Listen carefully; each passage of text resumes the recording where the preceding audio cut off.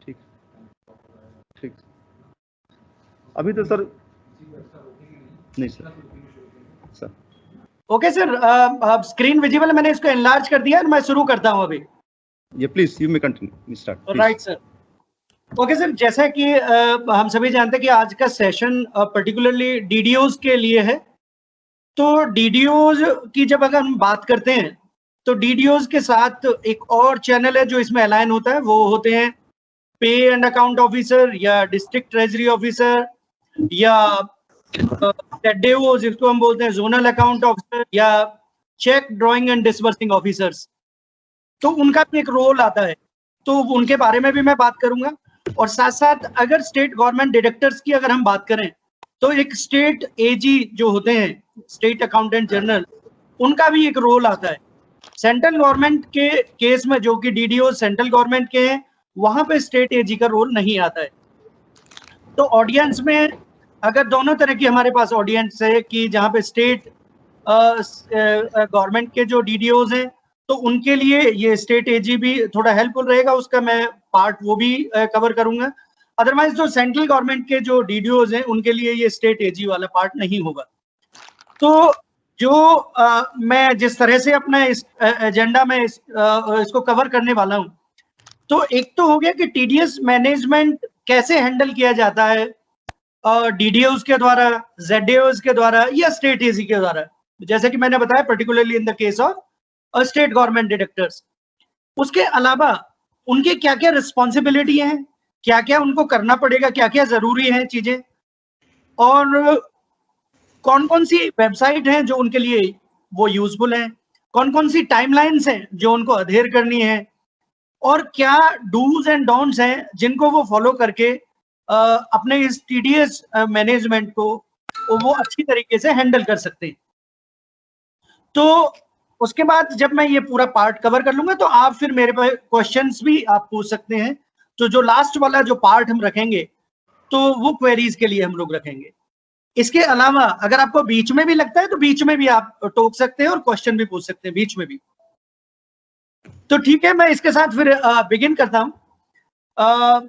यहाँ पे आप स्क्रीन पे आप देख रहे हैं कि मैंने इनको 3 भागों में अपनी स्क्रीन को बांटा हुआ है। एक लेफ्ट साइड में आप देखेंगे डिडक्टर जो कि डीडीओ है, जो सेंट्रल गवर्नमेंट और स्टेट गवर्नमेंट के केस में जैसे मैंने बताया। और जो सेकंड आप इसमें देख रहे हैं, एक तरह से कॉलम नहीं बने हो बट इसको कॉलम कंसीडर करें तो वो है ZDO, PAO या DTO या CDDO का रोल। देन लास्ट में आप देख रहे हैं जो हमारे राइट साइड में स्क्रीन में, वो स्टेट एजी का जो रोल क्या है इसमें। अगर हम डिडक्टर की बात करें यानी कि डीडीओ, जो डीडीओ होता है he works in the capacity of A deductor, यानी कि डीडीओ हो गया ड्राइंग एंड डिसबर्सिंग ऑफिसर। तो वो पेमेंट ड्रा करते हैं ZDO से या अपने PAO या जो भी, बार बार मुझे रिपीट करने की जरूरत नहीं है कि नेक्स्ट लेवल से वो ड्रा करते हैं। लेकिन जब वो पेमेंट जो ड्रा करते हैं तो डिसबर्स करने से पहले जिसको वो डिसबर्स की जानी है उनको टैक्स को डिडक्ट करना है। तो जो टैक्स डिडक्ट करना है तो ये एक पार्ट होता है। तो टैक्स जब कोई डिडक्ट किया जाता है तो उसको रिपोर्ट करने के लिए एक आइडेंटिफायर की जरूरत पड़ती है। डीडीओ का नाम और ये जो उसका ओहदा है वो एक अलग चीज है, बट जो इनकम टैक्स डिपार्टमेंट जब उसको पहचान है जो डीडीओ के इनकम टैक्स के डिपार्टमेंट में, वो 10 से है। तो यानी कि एवरी डिडक्टर और DDO has to take a 10 is tax collection and deduction account number. तो एक 10 उनको वो लेना पड़ेगा जो कि उसका एक आइडेंटिफायर का काम करता है। तो वो 10 उनको जरूरत पड़ेगी डीडीओज को उन टैक्स डिडक्शंस को रिपोर्ट करने के लिए। उन टैक्स डिडक्शंस को जब आपको जब रिपोर्ट करता है तो रिपोर्टिंग मतलब इन द सेंस कैसे होती है रिपोर्टिंग, स्टेटमेंट की फाइलिंग के तौर पे होती है। और साथ साथ उनको वो जो टैक्स डिडक्ट किया है वो गवर्नमेंट के खाते में आना भी चाहिए, तो वो जमा करना पड़ता है। तो वो जो डीडीओज होते हैं उनके पास एक ऑप्शन है, वो केवल बुक एंट्री के थ्रू उसको रिपोर्ट कर सकते हैं या चालान्स के थ्रू भी पे कर सकते हैं। दोनों तरह की ऑप्शंस होती हैं। तो अगर बुक एंट्री के थ्रू वो रिपोर्ट करते हैं तो वहां पे भी 10 की जरूरत पड़ती है। तो पॉइंट वाइज अगर हम चलें तो सबसे पहले डिडक्टर या डीडीओ के लिए एक जरूरत की चीज बनती है, वो है 10। तो अब मान के चलते हैं कि उन्होंने 10 ले लिया, और जब 10 ले लिया और फिर जैसा मैंने बताया, अगर कोई ऐसी ट्रांजेक्शन होती है जिसमें ऐसा डिसबर्समेंट होता है, जैसे सैलरी का अगर हम एग्जांपल लें, तो ऐसी सैलरी जिसमें कि जब पूरे साल का सैलरी का जब वो डीडीओ कैलकुलेट करता है उस पर्टिकुलर एम्प्लॉय के केस में, तो उनको एवरेज रेट पे टैक्स को डिडक्ट करना होता है कि जब वो टैक्सेबल लिमिट से ज्यादा चली जाती है तो वो जब वो टैक्सेबल लिमिट से ज्यादा अगर सैलरी गई तो टैक्स जो डिडक्ट किया, तो अगर उसको बिन के थ्रू बुक आइडेंटिफिकेशन नंबर बोलते हैं, वो जनरेट कब होता है मैं उसको भी स्टेप बाय स्टेप बताता हूं। तो पहले तो मैं ये कह रहा हूं कि कोई भी टैक्स डिडक्ट करने की लायबिलिटी अगर बनती है तो सबसे पहले वो टैक्स डिडक्ट करना होगा जो डीडीओस को, और डिडक्ट करने के बाद में वो हर महीने जो उनके एआईएन होल्डर्स हैं, जो पीए होते हैं, पे एंड अकाउंट ऑफिसर, उनको एक अकाउंट आइडेंटिफिकेशन नंबर जो लेना होता है, जो उनका आइडेंटिफायर है, वो उनकी पहचान है। पीएओ की पहचान, जैसे डीडीओ की पहचान 10 से है डिपार्टमेंट में, ऐसे ही पीएओ की पहचान एआईएन से है। तो वो जो पीएओ है वो सबसे पहले उसकी ड्यूटी होगी कि वो एआईएन ले। दूसरी उसकी ड्यूटी बनती है, हर महीने का काम है, एआईएन तो एक बार ले लिया, वो लेने के बाद में उस एआईएन को वो रिपोर्ट करने के वक्त में, जब डिपार्टमेंट को रिपोर्ट करेंगे उन ट्रांजैक्शंस को, कौन सी ट्रांजैक्शंस, वो ट्रांजैक्शंस जो बुक एंट्री के थ्रू उनके अंडर जो डिफरेंट डीडीओज हैं, वो अलग अलग डीडीओज अपनी उन बुक एंट्री की यानी बुक एडजस्टमेंट की ट्रांजैक्शंस को एआईएन को जिनको वो रिपोर्ट करते हैं, तो जो एआईएन होल्डर है वो हर महीने 15 तारीख तक एक 24G स्टेटमेंट फाइल करता है। तीसरे पॉइंट पे अगर आप देखोगे ये लिखा हुआ कि मैं एक पॉइंटर और इसमें यूज करता हूं, आप देखेंगे थर्ड पॉइंट पे लिखा हुआ है एआईएन की ड्यूटी की file 24G every month, means every PAO has to file a 24G statement by 15th of every month by reporting all those book adjustments done by the different DDOs under him। तो वो सारी book adjustment को वो 24G statement 15 तारीख तक वो file करते हैं, और उसको फाइल करने के लिए जो एक सॉफ्टवेयर चाहिए वो रिटर्न प्रिपरेशन यूटिलिटी और FVU, ये फ्रीली डाउनलोडेबल है TIN-NSDL की साइट से, वहां से वो डाउनलोड कर लेंगे और उसमें इसको बनाना पड़ेगा, क्योंकि एक स्पेसिफाइड फाइल फॉर्मेट की जरूरत पड़ती है इन स्टेटमेंट को फाइल करने के लिए। अपने मन से आप कुछ भी नहीं बना सकते, आपको इसी फॉर्मेट में ये देनी होंगी फाइल तैयार करके। ऐसे ही TDS की स्टेटमेंट का भी है, मैं वो भी बताऊंगा।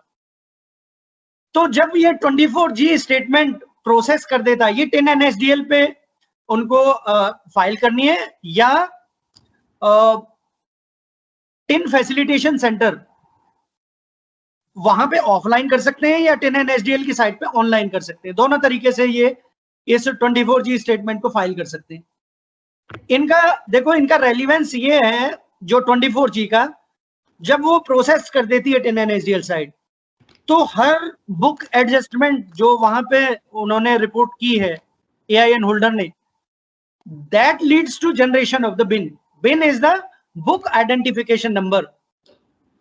तो जो बुक एडजस्टमेंट डीडीओज ने एआईएन होल्डर को दी है, उस बुक एडजस्टमेंट के अगेंस्ट एक आइडेंटिफिकेशन नंबर, एक पहचान जनरेट हो जाती है, तो वो बिन कहलाता है, बुक आइडेंटिफिकेशन नंबर। तो ये जो पहचान है, ये पहचान क्या है? ये पहचान है कि एक बुक एडजस्टमेंट डीडीओ ने की, वो डिपार्टमेंट को, इनकम टैक्स डिपार्टमेंट को बिन के तौर पे उस एडजस्टमेंट के अगेंस्ट एक आइडेंटिफिकेशन नंबर जो इनकम टैक्स डिपार्टमेंट के पास भी है, और वो ही नंबर उस जो है एआईएन होल्डर को मिलता है, और एआईएन होल्डर सब्सिक्वेंटली डीडीओ को दे देता है। तो अगर आप उस बिन को, उस पहचान को गलत कोट करेंगे अपनी स्टेटमेंट में, तो मिसमैच हो जाएगी, तो आपकी अकॉर्डिंगली डिमांड निकलती है। तो आपको ध्यान रखना है उस पहचान को, यानी कि बिन को स्टेटमेंट में कोट करते वक्त आपको ध्यान रखना है कि वो करेक्ट हो, वो आप उसके नंबर में गलती ना करें। और ये जो बिन होते हैं, यानी कि जो बिन जो जनरेट हुए जो 24G स्टेटमेंट के प्रोसेस होने के बाद में, वो कम्युनिकेट करने होते हैं AIN होल्डर को अपने DDOs को, जो अलग अलग DDO मेल पे कर सकते हैं, हार्ड कॉपी में कर सकते हैं। साथ साथ जो DDOs हैं उनके पास भी ऑप्शन है कि वो TIN NSDL की साइट पे जाके इनको देख लें, उनको भी देख सकते हैं TIN और AIN कोड करके, किस महीने के बिन उन्हें देखने वो देख सकते हैं। तो ये एक आप कोरिलेशन आप समझे होंगे कि AIN और जो TIN का क्या इसमें देखोगे कि रोल है। AIN का एक रोल और है स्टेट AG के केस में, मतलब स्टेट गवर्नमेंट के जो डिडक्टर्स हैं उनको ये जो पूरी कंसोलिडेटेड जो उन्होंने बुक एडजस्टमेंट रिसीव किए डिफरेंट DDOs से, तो उनका सम करके वो स्टेट AG को रिपोर्ट कर देते हैं कि भाई इतना डिडक्शंस बुक एडजस्टमेंट के तौर पे हमें DDOs ने रिपोर्ट किया है, क्योंकि स्टेट गवर्नमेंट को वो पैसा इनकम टैक्स डिपार्टमेंट को जमा करना है। लेकिन अभी तक आपने देखा होगा कि जो मैंने बताया, ना तो DDO ने कोई पैसा जमा किया, ना ZDO ने कोई या PO या डिस्ट्रिक्ट ट्रेजरी ऑफिसर ने कोई जमा किया। तो जो इनकम टैक्स डिपार्टमेंट यानी कि सेंट्रल गवर्नमेंट के पास तो पैसा आया नहीं।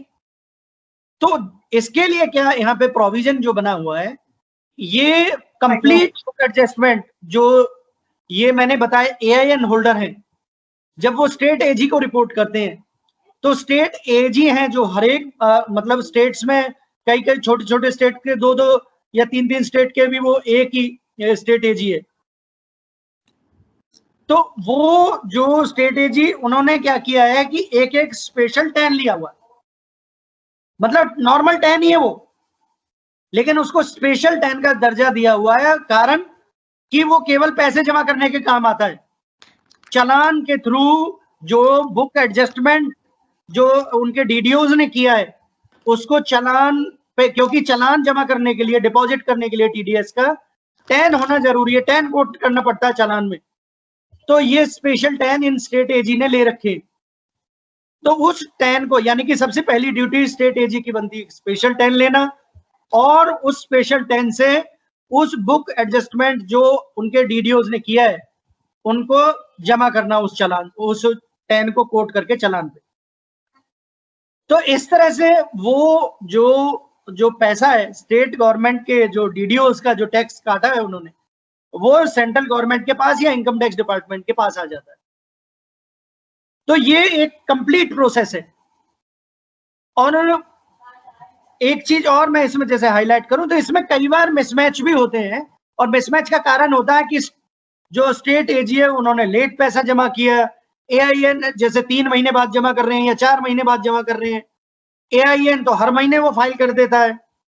और अगर DDOs ने जो टैक्स काटा, DDOs ने यहाँ पे पूरी एंट्री नहीं रिपोर्ट की AIN होल्डर पे, तो इनमें भी गैप हो जाता है, या AIN ने स्टेटमेंट फाइल नहीं करी तो इनमें भी गैप होता है, या इन्होंने गलत रिपोर्ट कर दी ट्रांजैक्शन तो भी इनमें गैप हो सकता है। तो इन सब चीज के लिए करेक्शन मैकेनिज्म भी एग्जिस्ट करती है अगर ऐसी कोई गलती होती है तो एक एक चीज को फिर चलते हैं आगे। तो डिडक्टर की अगर हम DDO की बात करें तो सबसे पहले जैसे मैंने हाईलाइट किया कि TIN लेना जरूरी है, टैक्स डिडक्ट करना है। अब टैक्स डिडक्ट करने में भी कई चीज है। अब टैक्स डिडक्ट करने के लिए भी तो मतलब किस रेट पे डिडक्ट करेंगे, तो उसके rates as per the provisions जो इनकम टैक्स एक्ट में जो प्रावधान है डिफरेंट जो सेक्शंस में, यानी कि अलग अलग नेचर ऑफ पेमेंट के लिए जो जो रेट प्रिस्क्राइब किए हैं इनकम टैक्स एक्ट में, उस रेट पे टैक्स को डिडक्ट करना है। तो ध्यान रखना है DDO को कि रेट जब डिडक्ट करें वो एक पर्टिकुलर ट्रांजेक्शन पे, तो that should be as per the section rate as specified in the income tax act. Salary के केस में जैसे मैंने बताया उनको एवरेज जो है टैक्स निकालना है, यानी कि पूरे साल का जो टैक्स कितने लायबिलिटी बनती है, एस्टिमेटेड टैक्स लायबिलिटी, उसको 12 से डिवाइड कर दोगे और हर महीने उतना टैक्स काटोगे। तो ये सेकंड पार्ट हो गया इसका डिडक्टर का कि भाई वो टैक्स भी काटना है। तीसरा काम होता है डिडक्टर का कि जो reporting of the deductions made by way of book adjustment to the PAOs every month. हर महीने जितनी भी बुक एडजस्टमेंट उन्होंने किए हैं तो वो उन बुक एडजस्टमेंट को पीएओस को उनको रिपोर्ट करें वो, क्योंकि अगर उनको रिपोर्ट नहीं करेंगे तो उनको बिन भी नहीं मिलेंगे, तो वो जो बुक एडजस्टमेंट किए तो वो कैसे वो स्टेटमेंट में, क्योंकि रिपोर्ट करनी होंगी, क्रेडिट नहीं मिलेगा। तो जो टैक्स पेयर है उनके भी प्रोविजनली मैच्ड वो जो जब रिपोर्ट करेंगे अगर ये डीडीओज, तो प्रोविजनली उनको वो एक तरह से क्रेडिट अपीयर होगा 26AS में। तो अभी 26AS की भी टर्म आई है, तो मैं इसको भी एक्सप्लेन करूंगा कि 26AS क्या है और मैं मतलब इसका क्या रूल है और वो कैसे बनती है। ये आगे मेरी जो स्लाइड है उसमें मैं आपको एक्सप्लेन करता हूँ। फोर्थ पॉइंट यहाँ पे आप देखोगे तो डीडीओज को रिसीव और व्यू बिन्स एवरी मंथ, यानी कि जो बिन बुक एडजस्टमेंट के अगेंस्ट जो जनरेट हुए एआईएन के द्वारा उनको रिसीव करना है एआईएन होल्डर से या 10NS डील की साइड से उनको व्यू करना है, लेकिन उनका रिकॉर्ड किसी भी तरह से करे वो अपना रिकॉर्ड हर महीने उनका रखना होगा, क्योंकि जब क्वार्टरली टीडीएस स्टेटमेंट उनको फाइल करनी होगी जब 3 महीने खत्म हो जाएंगे हर क्वार्टर की, क्योंकि आपको पता है कि टीडीएस की जो स्टेटमेंट है हर एक क्वार्टर की अलग वो फाइल करनी होती है। 4 क्वार्टर बनते हैं एक साल में। और एक चीज और मैं बताता हूं कि 4 तरह की स्टेटमेंट है जो फाइल करते हैं डिडक्टर्स। सैलरी के लिए 24Q है, यानी कि सैलरी की ट्रांजेक्शन 24Q स्टेटमेंट में रिपोर्ट करनी है। नॉन सैलरी की वो 26Q में आती है। अगर टैक्स कलेक्शन एट सोर्स है तो कुछ ऐसी ट्रांजेक्शन्स हैं जहां पे टैक्स का कलेक्शन करना पड़ता है। 206C सेक्शन में उनके रेट्स जो डिफाइंड है, तो 27EQ स्टेटमेंट भरनी होती है। अगर पेमेंट नॉन रेजिडेंट्स को की गई है, नॉन रेजिडेंट इंडियन को, तो 27Q स्टेटमेंट भरनी पड़ती है। तो यानी कि 4 तरह की स्टेटमेंट एक क्वार्टर में एक डीडीओ भर सकता है, अलग अलग तरह की ट्रांजेक्शन्स अगर बनती हैं तो। और एक साल में 4 क्वार्टर होते हैं, तो सोचो 16 स्टेटमेंट पॉसिबल हैं जो कि डीडीओज या डिडक्टर्स एक साल में भर सकते हैं। हर एक स्टेटमेंट में अगर कोई गलती हुई है तो उसी स्टेटमेंट की करेक्शन करनी होती है। ठीक है, तो उनका डेटा भी आपको बचा के रखना होगा, क्योंकि केवाईसी के तौर पे जरूरत पड़ती है अगर आपको करेक्शन के लिए उसकी एक फाइल डाउनलोड करनी पड़ती है, जिसको कॉन्सो फाइल कहते हैं। तो ये भी आपको मैं यहाँ पे हाईलाइट करूंगा। अब देखोगे पॉइंट वाइज जब हम आगे चलते हैं, तो जब अगर मैं ये 5th पॉइंट पे देखूं, मैंने जहां पे अपना ये पॉइंटर रखा है, तो रिटर्न प्रिपरेशन यूटिलिटी RPU या फाइल वैलिडेशन यूटिलिटी FVU, जो कि अगर आप NSDL की वेबसाइट से डाउनलोड करते हैं तो उसमें FVU इनबिल्ट है, उसी में ही बनी हुई है, अलग से FVU डाउनलोड करने की जरूरत नहीं है। लेकिन अगर आप कोई प्राइवेट सॉफ्टवेयर यूज कर रहे हैं तो आपको FVU डाउनलोड करनी होगी 10NSDL की साइट से। और 10NSDL में बार बार इसलिए बोल रहा हूं कि NSDL के साथ ही ये कॉन्ट्रैक्ट था डिपार्टमेंट का, और NSDL ही ये बना के दे रहा अभी भी, जो रिटर्न प्रिपरेशन यूटिलिटी और फाइल वैलिडेशन यूटिलिटी। क्योंकि जो भी डेटा हम रिसीव करते हैं एक पर्टिकुलर फॉर्मेट में होना चाहिए, स्टैंडर्ड फॉर्मेट में, उसी को ही सिस्टम रीड करता है। तो ये फाइल वैलिडेशन यूटिलिटी उस डेटा के फॉर्मेट को वैलिडेट कर देती है कि ये फॉर्मेट सही है, और वो आराम से वो एक्सेप्ट हो जाता है और फिर वो प्रोसेस हो जाता है, तो रिजेक्शन नहीं होता है डेटा का। तो ये इसका महत्व है FVU का। तो डिडक्टर को या डीडीओ को एक रिटर्न प्रिपरेशन यूटिलिटी या FVU, जैसे मैंने दोनों सिनेरियो एक्सप्लेन किए, वो डाउनलोड करनी होगी 10NSDL की साइट से। उसके बाद नेक्स्ट आप पॉइंट देखेंगे जहां पे मैंने ये पॉइंटर रखा है, फाइल क्वार्टरली TDS स्टेटमेंट। हर एक क्वार्टर की, जैसे मैंने आपको बताई 16 स्टेटमेंट पॉसिबल है, जो भी स्टेटमेंट की फाइल करने की जरूरत है वो आपको उस क्वार्टर में फाइल करनी है। अगला पॉइंट इंपॉर्टेंट क्या है कि प्रिजर्व द स्टेटमेंट डेटा। तो जो स्टेटमेंट का डेटा है आप उसको अच्छे से प्रिजर्व करें, एक जगह नहीं 2-2 जगह उसको प्रिजर्व कर लें, क्योंकि केवाईसी के लिए भी जरूरत पड़ती है। आपका एक कंप्यूटर में आपने वो डेटा रखा, वो कंप्यूटर खराब हो गया, वो डेटा नहीं मिल रहा है, तो आप केवाईसी नहीं कर पाएंगे और आगे उस पर काम नहीं कर पाएंगे हमारी पोर्टल पे। वो बहुत जरूरी है आपको उसको रखना। तो इसको डेटा को प्रिजर्व करें, एक नहीं दो जगह करें, और उसको पासवर्ड प्रोटेक्टेड रखें, क्योंकि ये एक थर्ड पार्टी डेटा है, टैक्स पेयर्स का डेटा है, एम्प्लॉइज का डेटा है, तो उसको अच्छे से उसको सेफगार्ड करके उस डेटा को रखें।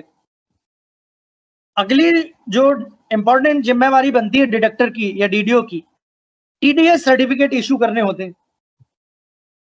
तो हम लोग सब जानते हैं टीडीएस सर्टिफिकेट एक ऑथेंटिकेट करता है डीडीओ कि उन्होंने ये टैक्स इतनी पेमेंट की और इतना टैक्स इनका काटा है उस पर्टिकुलर एम्प्लॉय का। तो ये एक ऑथेंटिकेटेड डॉक्यूमेंट है जो ऑथेंटिकेट करता है उस टैक्स डिडक्शंस का उस डीडीओ के द्वारा उस एम्प्लॉय का। तो ये ऑथेंटिक डॉक्यूमेंट मैंडेटरीली डाउनलोड करना है आपको ट्रेसिस की वेबसाइट से। ट्रेसिस की वेबसाइट यानी कि आप हाथ से बना के नहीं देंगे, ट्रेसिस की वेबसाइट से ही डाउनलोड करेंगे। हाथ से बना हुआ सर्टिफिकेट लीगल और वैलिड डॉक्यूमेंट नहीं है। तो आपको ट्रेसिस वेबसाइट पे रजिस्टर करना होगा। अगर आपने रजिस्टर नहीं किया है तो वहां से ये सर्टिफिकेट डाउनलोड करने की फैसिलिटी है, आप डाउनलोड करेंगे। आपके पास डिजिटली या मैनुअली साइन करने का दोनों के अधिकार हैं। आप किसी भी तरीके से डिजिटली या मैनुअली साइन करेंगे उस सर्टिफिकेट को, और with in a specified timeline, वो टाइमलाइन में मैं बताऊंगा आपको टैक्स पेयर को देने होंगे। अगर आप इसमें फॉल्टर करोगे, अगर आप इसको टाइमली नहीं दोगे, तो 100 रुपए पर डे पर सर्टिफिकेट की पेनल्टी जो है जुरिस्डिक्शनल टीडीएस ऑफिसर आपको लगा सकता है। अगर आपके बहुत सारे जो एम्प्लॉइज हैं तो आप सोचो कि कितनी, और आपने जितने नंबर ऑफ डेज उसको डिले किया है तो कितनी पेनल्टी लग सकती है। ये पूरी जानकारी डीडीओज को, सॉरी, जो जुरिस्डिक्शनल ऑफिसर्स को हम यहाँ से देते हैं, यानी कि पूरी जानकारी होती है उनके पास। तो आप ध्यान रखें अननेसेसरी फिर उनके जो इस तरह की जो पीनल प्रावधान है उनसे बचें।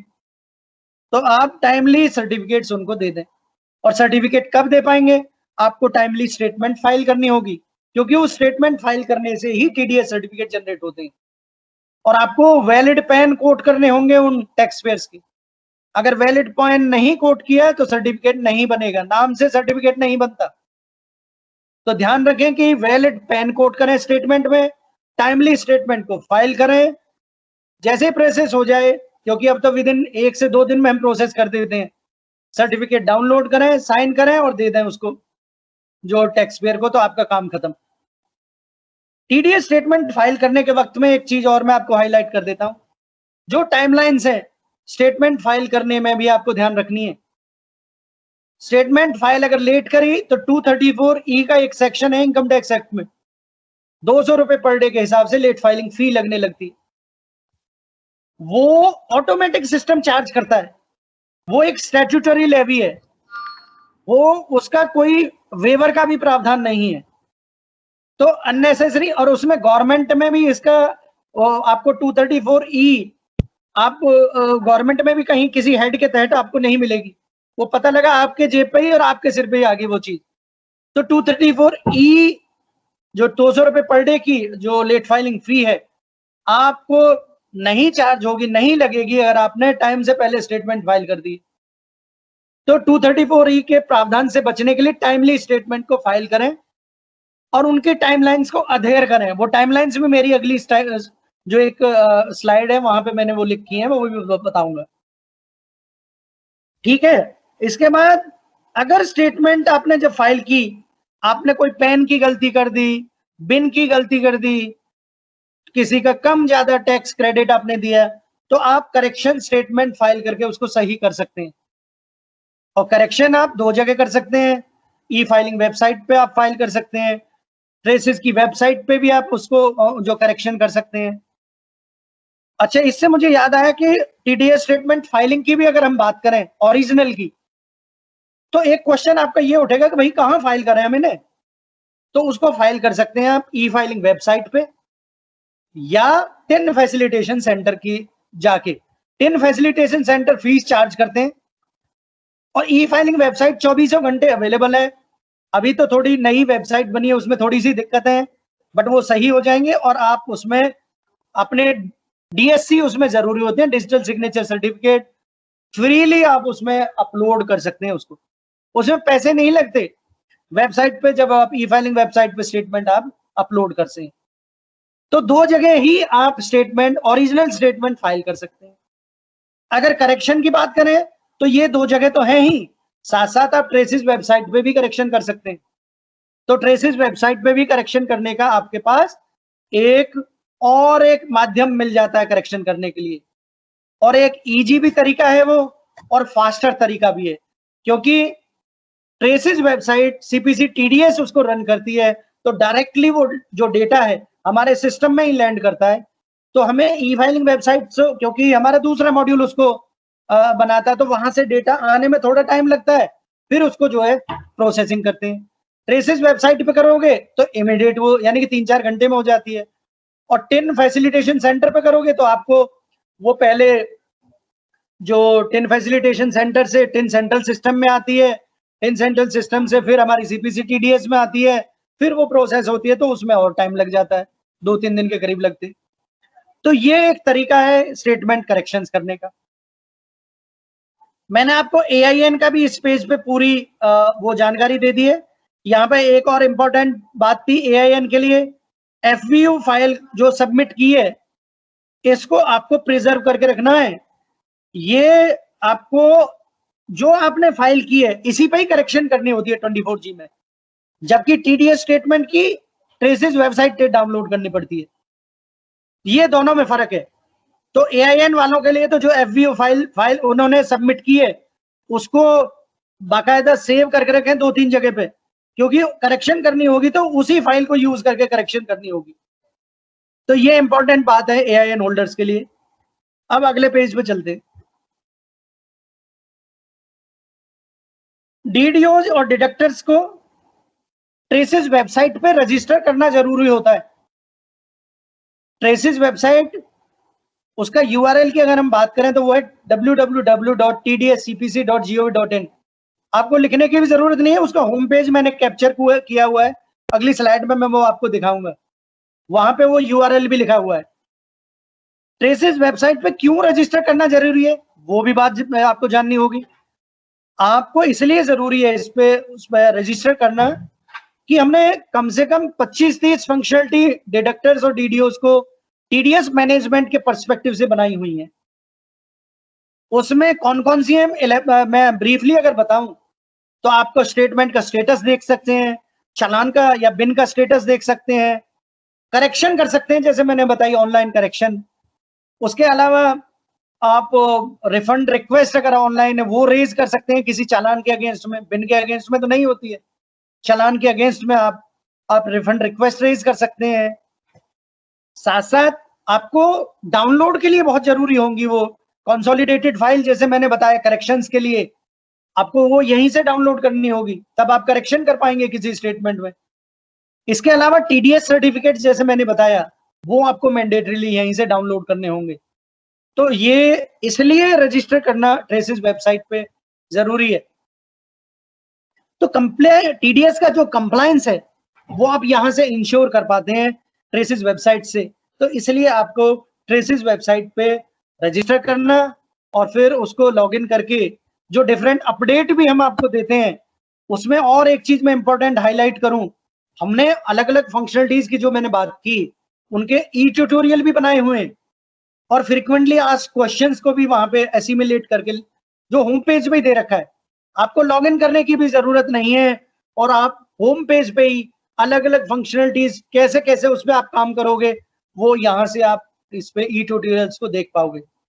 साथ साथ फ्रीक्वेंटली आस्क्ड क्वेश्चंस हैं, जो आपके मन में जो सवाल उठते हैं, ऐसे हमने बहुत सारी सेमिनार अक्रॉस इंडिया की हैं, तो हमने उनको इकट्ठे करके उन क्वेश्चंस को बार बार हम अपडेट भी करते रहते हैं।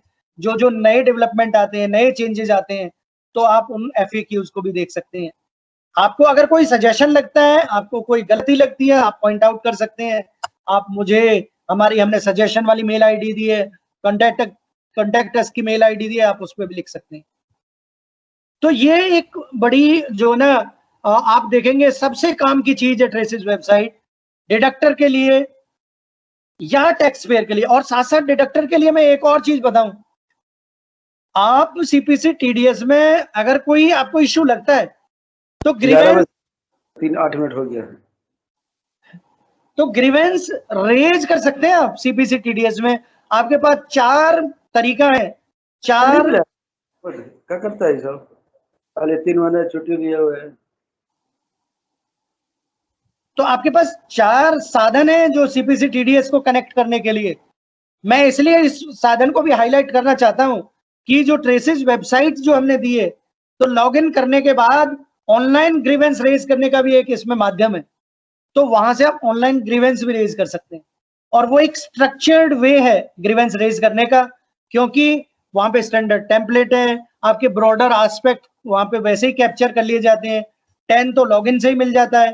Financial year, quarter, form type जो कि मैंडेटरीली रिक्वायर्ड है किसी इश्यू को एनालाइज करने के लिए, वो भी वहां पे कैप्चर हो जाते हैं। अगर आप ईमेल करते हो, एक दूसरा साधन है ईमेल करना, आपने वो चीजें नहीं लिखी तो फिर यहाँ से मेल जाएगी, भैया अपना फाइनेंशियल क्वार्टर फॉर्म टाइप तो बता दो, क्योंकि एक साल में 16 स्टेटमेंट बनती हैं, और कौन से साल से पर्टेन है, कौन से फाइनेंशियल ईयर से इश्यू पर्टेन करता है, 2007-8 से लेके आज तक के डेटा पे आप करेक्शन कर सकते हो।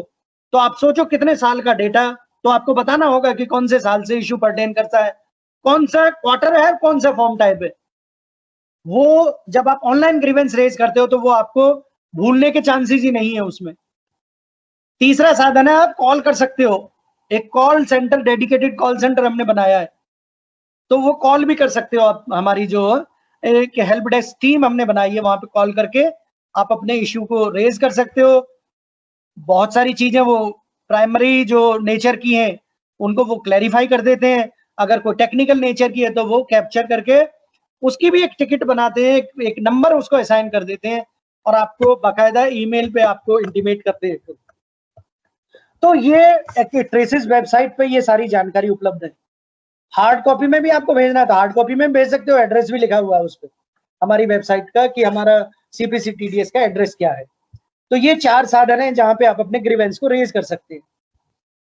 इसके अलावा एक इम्पॉर्टेंट एक तरह से एक जरूरत है एक डिडक्टर की या डीडीओ की, वो है ई फाइलिंग वेबसाइट पे भी रजिस्टर करना। ई फाइलिंग वेबसाइट पे मैंने बताया क्यों रजिस्टर करना, क्या फायदा है। आप यहाँ पे ई फाइलिंग वेबसाइट पे अपने स्टेटमेंट्स को बगैर पैसे के यहाँ पे अपलोड कर सकते हैं, पैसे नहीं लगते, यहाँ पे एक भी पैसा खर्च नहीं होगा। नहीं तो टिन फैसिलिटेशन सेंटर पे जाओगे तो हर स्टेटमेंट के 35-40 रुपए से लेके 600 रुपए तक के वो फीस चार्ज करते हैं। जितने नंबर ऑफ रोज ज्यादा होते हैं इतने नंबर ऑफ पैसे वो बढ़ा देते हैं। और ई फाइलिंग वेबसाइट पे आपका एक भी पैसा नहीं लगता, तो आप पैसे को बचा सकते हो आप। तो ई फाइलिंग वेबसाइट पर रजिस्टर करें। लेकिन मैंने बताया वहां पे स्टेटमेंट जो फाइल करने के लिए आपको digital signature certificates mandatory required है, तो आपको यानी कि जो डीडीओ है उसको डीएससी लेने जरूरी होंगे। तो एक्वायर डीएससी, उस डीएससी से आप बहुत पैसे बचा सकते हैं। अगली चीज है mandatorily download TDS certificate from the TRACES website. ये मैंने आपको बता ही दिया क्यों जरूरी है, क्योंकि आप हाथ से बनाओगे तो वो मान्य नहीं है और पेनल्टी पूरी लगेगी फिर 100 रुपए पर सर्टिफिकेट के हिसाब से और पर डे के हिसाब से।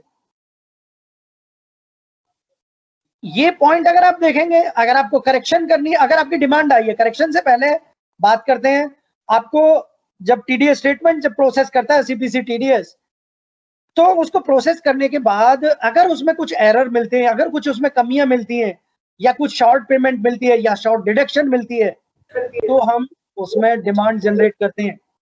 उस डिमांड को हम इंटीमेशन के तौर पे डीडीओज को या डिडक्टर्स को दे देते हैं। आपने अगर हार्ड कॉपी में ऑप्ट किया, आपके पास एक और ऑप्शन है, आप हार्ड कॉपी में इंटीमेशन ले सकते हो।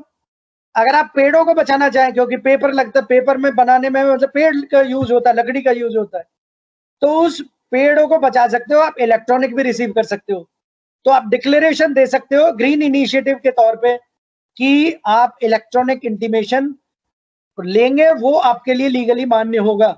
तो हम हार्ड कॉपी में आपको इंटीमेशन नहीं भेजेंगे। तो जो इंटीमेशन आपके पास आया, अगर डिमांड आई है, तो आपको उसको समझना होगा कि भाई इसका मतलब क्या है, क्यों है ये, क्यों डिमांड आ गई है। तो वो आप जस्टिफिकेशन रिपोर्ट से समझ पाएंगे, और ये जस्टिफिकेशन रिपोर्ट भी ट्रेसिस वेबसाइट से ही डाउनलोड करनी होगी। तो इसके लिए भी आपको ट्रेसिस वेबसाइट पे जाना जरूरी है। तो justification report is having the clarification of the defaults received in a particular statement. So you need to download the justification report to understand the reason of the default and to take the necessary corrective action accordingly. अगर आपने इसको समझा ही नहीं तो आप correction नहीं कर पाओगे, तुक्के से करेक्शन नहीं होगा, आपको उसको समझना होगा और समझने के बाद ही आप उस पे जो है करेक्टिव एक्शन ले पाएंगे। तो जस्टिफिकेशन रिपोर्ट आप समझोगे, डाउनलोड करोगे और अकॉर्डिंगली फिर करेक्शन स्टेटमेंट करके आप उस डिफॉल्ट को रिजॉल्व कर पाओगे। अगर आपको फिर भी कुछ दिक्कतें आती हैं तो मैंने बताया request for resolution online grievance raise करने का माध्यम है, जो आपको ट्रेसिस वेबसाइट पे लॉगिन करने के बाद मिलता है, जो कि एक structured way of raising the grievance है। आप ये यूज करके आप ग्रीवेंस रेज करेंगे, उसको ट्रैक भी कर सकते हो। आप जो आपने ग्रीवेंस रेज किया उसका स्टेटस आपको दिखेगा, कहाँ काम कर रहा है, कौन काम कर रहा है, क्या काम कर रहा है, क्या उन्होंने लिखा जवाब, आप ऑनलाइन इसको ट्रैक करके देख सकते हो। इसके अलावा जो मैंने बताया कि कंसोलिडेटेड फाइल जो होती है, यानी कि आपकी जो टीडीएस स्टेटमेंट है, आपने अगर बार बार जो भी करेक्शन की है या ओरिजिनल है तो वो अपडेटेड टीडीएस स्टेटमेंट हम आपको देते हैं, और यानी कि आपको मैंडेटरीली लेनी होती है सीपीसी टीडीएस से टू फाइल ए करेक्शन। आपको करेक्शन तभी कर पाओगे अगर ऑफलाइन करेक्शन करनी है तो कौनसो फाइल की जरूरत होगी, लेकिन अगर आप ट्रेसिस वेबसाइट पे करेक्शन करते हो तो कौनसो फाइल की जरूरत ही नहीं पड़ती, क्योंकि ऑनलाइन वो डेटा हम आपको दिखा देते हैं। तो ये यहाँ पे दो बातों को आपको समझना होगा, कौनसो फाइल की जरूरत पड़ती है अगर आपको ऑफलाइन करेक्शन करनी है, अगर आपको ट्रेसिस वेबसाइट पे करेक्शन करनी है तो आपको कौनसो फाइल की जरूरत ही नहीं है। अगली बात देखोगे आप, file correction in TDS statement if needed, अगर आपको जरूरत है तो ये तीनों जगह पे मैंने बताया था, ट्रेसिस वेबसाइट या ई फाइलिंग वेबसाइट या टिन फैसिलिटेशन सेंटर, कहीं पे भी आप इसको फाइल कर सकते हैं। ये आपको इंपॉर्टेंट एस्पेक्ट्स मैंने डीडीओ के बताए। अब मैं पीओ वाले भी कुछ पॉइंट्स हैं एआईएन होल्डर के, उनको भी कवर कर देता हूं।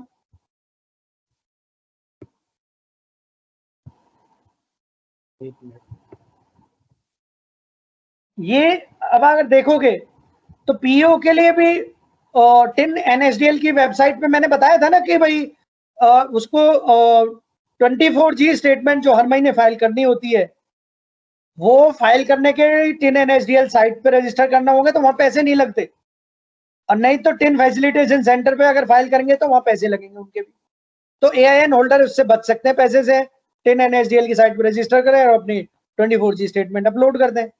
साथ साथ व्यू और download book identification number details, उसके लिए भी जरूरत पड़ती है, और कम्युनिकेट करने होते हैं वो बिन डिटेल्स रिस्पेक्टिव डीडीओस को, और वो एफवीयू फाइल उनको प्रिजर्व करनी होगी ओरिजिनल जो और करेक्शन के लिए। और करेक्शन अगर किए तो 24G में वो उसको सबमिट कर सकते हैं। ये इसके नीचे आपको दिखाई नहीं दे रही होगी, ये शेयर का वो ड्राइव को वो दिख रहा है, एक मिनट दिखा देता। If needed, and upload at login of the TIN NSDL or submit at the TIN facilitation center in pen drive में ले जाके उसको करेक्शन को या ओरिजिनल को वहां पे फाइल कर सकते हैं।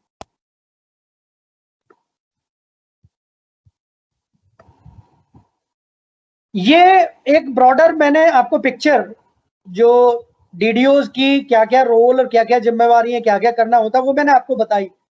एआईएन होल्डर का भी बताया और स्टेट एजी का भी बताया। सेंट्रल गवर्नमेंट के केस में स्टेट एजी नाम की कोई चीज ही नहीं होती है, तो एआईएन होल्डर तक की वो इंफॉर्मेशन फ्लोट करती है। एक्चुअल पैसा कोई जमा नहीं होता है जो सेंट्रल गवर्नमेंट के डीडीओज का जो बुक एडजस्टमेंट होता है, तो प्योर बुक एंट्री अगर कहो तो वो सेंट्रल गवर्नमेंट के केस में होती है। तो ये एक पूरा एक टीडीएस मैनेजमेंट मैंने आपको बताया। अब आपको एक थोड़ा सा मैं टीडीएस क्रेडिट प्रोसेस फ्लो के बारे में भी बता देता हूँ। ये कैसे कैसे टीडीएस जो क्रेडिट है वो फ्लो करता है, ये वो कैसे टीडीएस क्रेडिट टैक्स पेयर्स को मिलता है, वो एक चार्ट के थ्रू मैं आपको बताऊंगा, बड़ा अच्छे तरीके से आपको समझ में आएगा वो।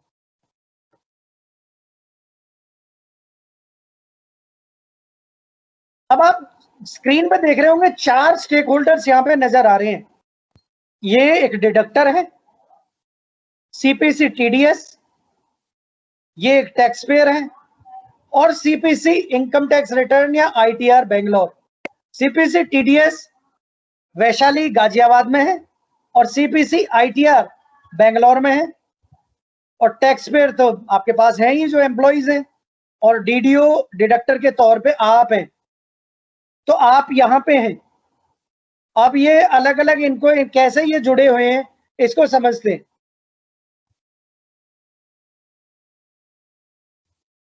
जो डीडीओ है, अगर वो टैक्स का डिडक्शन करता है किसी पर्टिकुलर ट्रांजैक्शन पे, अगर वो चालान के थ्रू जमा करता है तो बैंक में जमा करेगा, ऑनलाइन या फिजिकली जाके उस जो वोल्टास चालान का जो फॉर्मेट में उसमें, और वो चालान की जानकारी टिन फैसिलिटेशन सेंटर से होते हुए, वोल्टास हमारा एक मॉड्यूल है, ऑनलाइन टैक्स अकाउंटिंग सिस्टम, जो हमारे एडीजी 2 उसको लुक आफ्टर करते हैं, वो जानकारी सीपीसी टीडीएस के पास आ जाती है। यानी कि सीपीसी टीडीएस के पास वो सारे चालान्स का एक रेप्लिका, जो वोल्टास के पास ऑनलाइन टैक्स अकाउंटिंग सिस्टम जो एडीजी 2 मैंने जो बताया डिपार्टमेंट के हैं, वो उसको हेड करते हैं, वो एक रेप्लिका सीपीसी टीडीएस को भी उसकी एक ट्रू कॉपी एक सीपीसी टीडीएस को दे देते हैं। तो यानी कि कोई भी चालान की जानकारी बैंक से होते हुए हमारे पास आ जाती है। इसी तरह से अगर हम गवर्नमेंट डिडक्टर्स की बात करें, तो गवर्नमेंट डिडक्टर्स का जो बिन की जो जानकारी है, वो एआईएन होल्डर जब 24G स्टेटमेंट फाइल करते हैं तो एनएसडीएल पे मैंने बताया, या तो ऑनलाइन कर सकते हैं या टिन फैसिलिटेशन सेंटर पे करते हैं। तो वो प्रोसेस होने के बाद में वो टिन सेंट्रल सिस्टम से होते हुए एक, जैसे यहां मैंने बताया टिन सेंट्रल सिस्टम यहाँ पे भी आता है गवर्नमेंट डीडीओज के केस में भी, और वो जियो उल्टास government online tax accounting system, ये भी एडीजी 2 सिस्टम्स पे पास वो डेटा है, और जियो उल्टास यानी कि बिन्स का भी एक पूरी जानकारी हमारे पास सीपीसी टीडीएस के पास जियो उल्टास हमें दे देता है। तो अब आपको डीडीओ के तौर पे समझ में आ रही होगी कि सीपीसी टीडीएस में ये कौन सी जादूगरी है कि इनके पास वो बिन की या ये चालान की जानकारी आती है। तो ये एक तरीका है जो चालान और बिन का जो इंफॉर्मेशन है, एक प्रायर इंफॉर्मेशन हमारे पास एग्जिस्ट करती है। तो ये जानकारी का मतलब समझ में आ रहा होगा कि अगर आपने कोई चीज गलत लिखी तो वो मिसमैच हो जाएगी। आप चालान की जानकारी यानी कि उसकी डिटेल्स गलत लिखोगे, क्योंकि हमारे पास तो पहले से ही है, और हम मैच भी करेंगे तो गलत हो जाएगी। इसी तरह से आपने बिन की जानकारी दी तो भी गलत आपने, और जानकारी कब दोगे आप, जब टीडीएस स्टेटमेंट भरोगे। तो आपको अगर आपने सही जानकारी नहीं दी तो वो गलत जानकारी हमें मिलेगी और हम उसको मिसमैच करेंगे और आपकी डिमांड निकल आएगी टीडीएस स्टेटमेंट में। तो ये आपको ध्यान रखना है। साथ साथ टैन की भी पूरी जानकारी हमारे पास, जो एडीजी 2 सिस्टम से टैन अलॉट करते हैं, वहां से टैन का भी टैन मास्टर हमारे पास है, और इसी तरह पैन का भी जो पैन मास्टर है, तो यानी कि पैन मास्टर भी पैन मॉड्यूल से हमें मिला हुआ है। तो सारे पैन्स की जानकारी एडवांस में ही हमारे पास है। अगर आपने पैन गलत लिखे तो आपकी उसमें जो भी टैक्स पेयर का आपने वो पैन गलत लिखा है तो मैचिंग के वक्त पे वो गलत हो जाएगा और उसको क्रेडिट नहीं मिलेगा। तो ये आपको मैंने एक बेसिक आपको चालान का पहले तो फ्लो बताया, और सीपीसी टीडीएस के पास कौन कौन सी प्रायर जानकारी है वो आपको बताई। साथ साथ हमारे पास प्रायर जानकारी है 15G और H की, जो सेल्फ डिक्लेरेशन देते हैं जो डिडक्टीज कि भाई हमारा टैक्स नहीं काटे, और साथ साथ जानकारी है हमारे पास उसकी लोअर डिडक्शन सर्टिफिकेट्स अगर कोई टैक्स पेयर ने इशू कराया है तो सीपीसी टीडीएस से ही वो जनरेट होते हैं, तो उनकी भी जानकारी हमारे पास है। तो आपने अगर वो गलत वो कोट किए सर्टिफिकेट डिटेल्स तो भी हम उसमें जो है आपको अकॉर्डिंगली डिमांड निकालेंगे, सेक्शन रेट या जो भी हायर रेट एप्लीकेबल है। तो ये सीपीसी टीडीएस के पास, जो ये सीपीसी टीडीएस में यहाँ पे देख रहे हो, तो ये बंदे के पास पूरी जानकारी है पहले ही आपके एडवांस में। अब आते हैं डिडक्टर और क्या करता है। क्वार्टरली जब वक्त आता है कि भाई हर क्वार्टर की टीडीएस स्टेटमेंट फाइल करने का, तो डिडक्टर या डीडीओ टीडीएस स्टेटमेंट फाइल करता है कौन कौन सी चीजों को यूज करके, बिन को यूज करके, अगर उन्हें बुक एडजस्टमेंट के थ्रू टीडीएस क्रेडिट को एक रिपोर्ट किया है, या चालान्स को यूज करके अगर चालान से उसने पे किया है तो, और किसी भी मोड से टिन फैसिलिटेशन सेंटर या ई फाइलिंग वेबसाइट पे वो फाइल करता है। जब वो ये फाइल करता है तो ये सीपीसी टीडीएस के पास पहुंच जाती है, और मैंने जैसे बताया कि प्रायर जानकारी हमारे पास है ही, तो हम यहाँ मैचिंग करते हैं। इसी मैचिंग को कहते हैं प्रोसेसिंग, यानी कि matching of the details furnished by the deductor is called the processing. Matching of the details as well as the implementation of the TDS provisions means आपने वो tax proper income tax act के अनुसार काटा है कि नहीं काटा है, या अगर हम इनकम टैक्स एक्ट की बात करें, या आपको यानी कि एक और चीज आ जाती है, आपने पैन अगर किसी का नहीं है या गलत है तो एक और प्रोविजन है 206AA, आपको हायर रेट पे टैक्स डिडक्ट करना है, तो वो भी है इनकम टैक्स एक्ट के प्रोविजंस ही, यानी कि प्रोविजंस की एप्लीकेबिलिटी, उसकी ट्रूथनेस को भी चेक करते हैं हम, वो प्रोसेसिंग का ही पार्ट है। अगर आपके वहां पे कहीं पे भी मिसमैच मिलते हैं या कुछ आपने कोई गलत वो इंटरप्रेट किए चीजें, तो आपकी डिमांड निकल के आ जाती है, फिर हम प्रोसेस करके उसको इंटीमेशन देते हैं, और साथ साथ आपने जिन पेन्स को टीडीएस क्रेडिट दिया है उन पेन्स को हम 26AS जनरेट करते हैं और टीडीएस सर्टिफिकेट जनरेट करते हैं। तो यहाँ पे मैचिंग के वक्त में वो जनरेट होता है। तो आप ये एरो से आप देखोगे, ये मैंने जो दिखाया, तो 26AS is the annual tax credit statement of a taxpayer which is populated on the basis of the processing of the TDS statement furnished by the deductor. Okay तो ये 26AS स्टेटमेंट जो जनरेट होती है, और ये tax payer जो यहाँ पे देख रहे हो, ये आप और हम ही हैं जिनका टैक्स कटा है, तो ये देख सकता है 26AS। और ये कहाँ देख सकते हैं, 3-4 तरीके हैं जिन पे आप देख सकते हो। तो स्पेसिफिकली अगर मैं कहूँ तो ई फाइलिंग वेबसाइट से देख सकते हैं, नेट बैंकिंग से देख सकते हैं, जो नेशनलाइज्ड बैंक है और कुछ मेजर प्राइवेट बैंक हैं वो भी हमारी 26AS के लिए इनेबल्ड है। तो ये भी आप वहां नेट बैंकिंग से भी 26AS को देख सकते हो कि आपको कितना कितना क्रेडिट मिला है। और तीसरा जो ट्रेसिस वेबसाइट ही होगी जो बनाने वाले हैं, क्योंकि उन दोनों वेबसाइट भी आपको ट्रेसिस वेबसाइट पे ही लाते हैं। तो ये 26AS का जो क्रेडिट है एज ए टैक्स पेयर देख पाता है। अगर हम टीडीएस सर्टिफिकेट की बात करें तो मैंडेटरीली आपको डाउनलोड करना है हमारी वेबसाइट से। ये कौन डाउनलोड करेगा, डिडक्टर की जिम्मेवारी है, क्योंकि उसने टैक्स काटा है और वो साइन करके देगा उस टैक्स पेयर को। ये देखो, ये ग्रीन एरो से दिखाया हुआ है। और आपको मैंने बताया टाइमली आपको वो सर्टिफिकेट देने हैं, नहीं दोगे तो 100 रुपए की पेनल्टी लगेगी।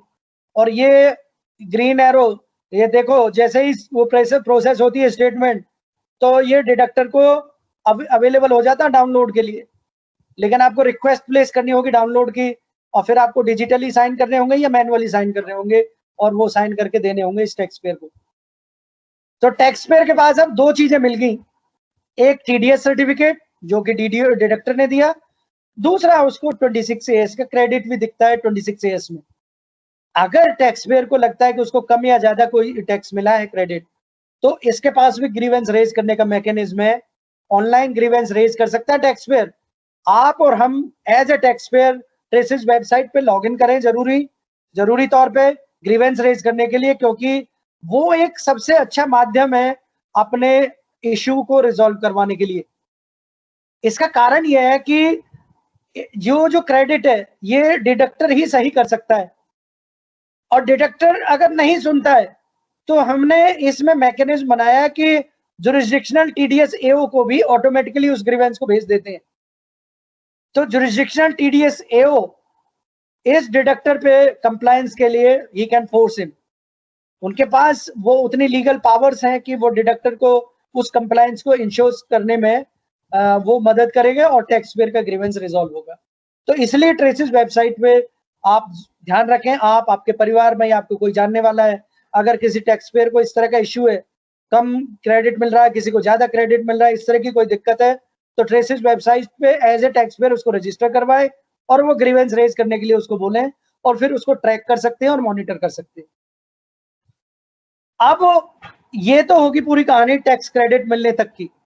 आगे अब कहानी चलती है कि भाई ये तो मिल गया, अब वो इनकम टैक्स रिटर्न फाइल करने का वक्त आता है, जब उसको पूरा 1 साल आ जाता है और इनकम टैक्स रिटर्न करने की जो डेडलाइन या टाइमलाइन नजदीक आती है, तो टैक्स पेयर अपना आईटीआर फाइल करता है।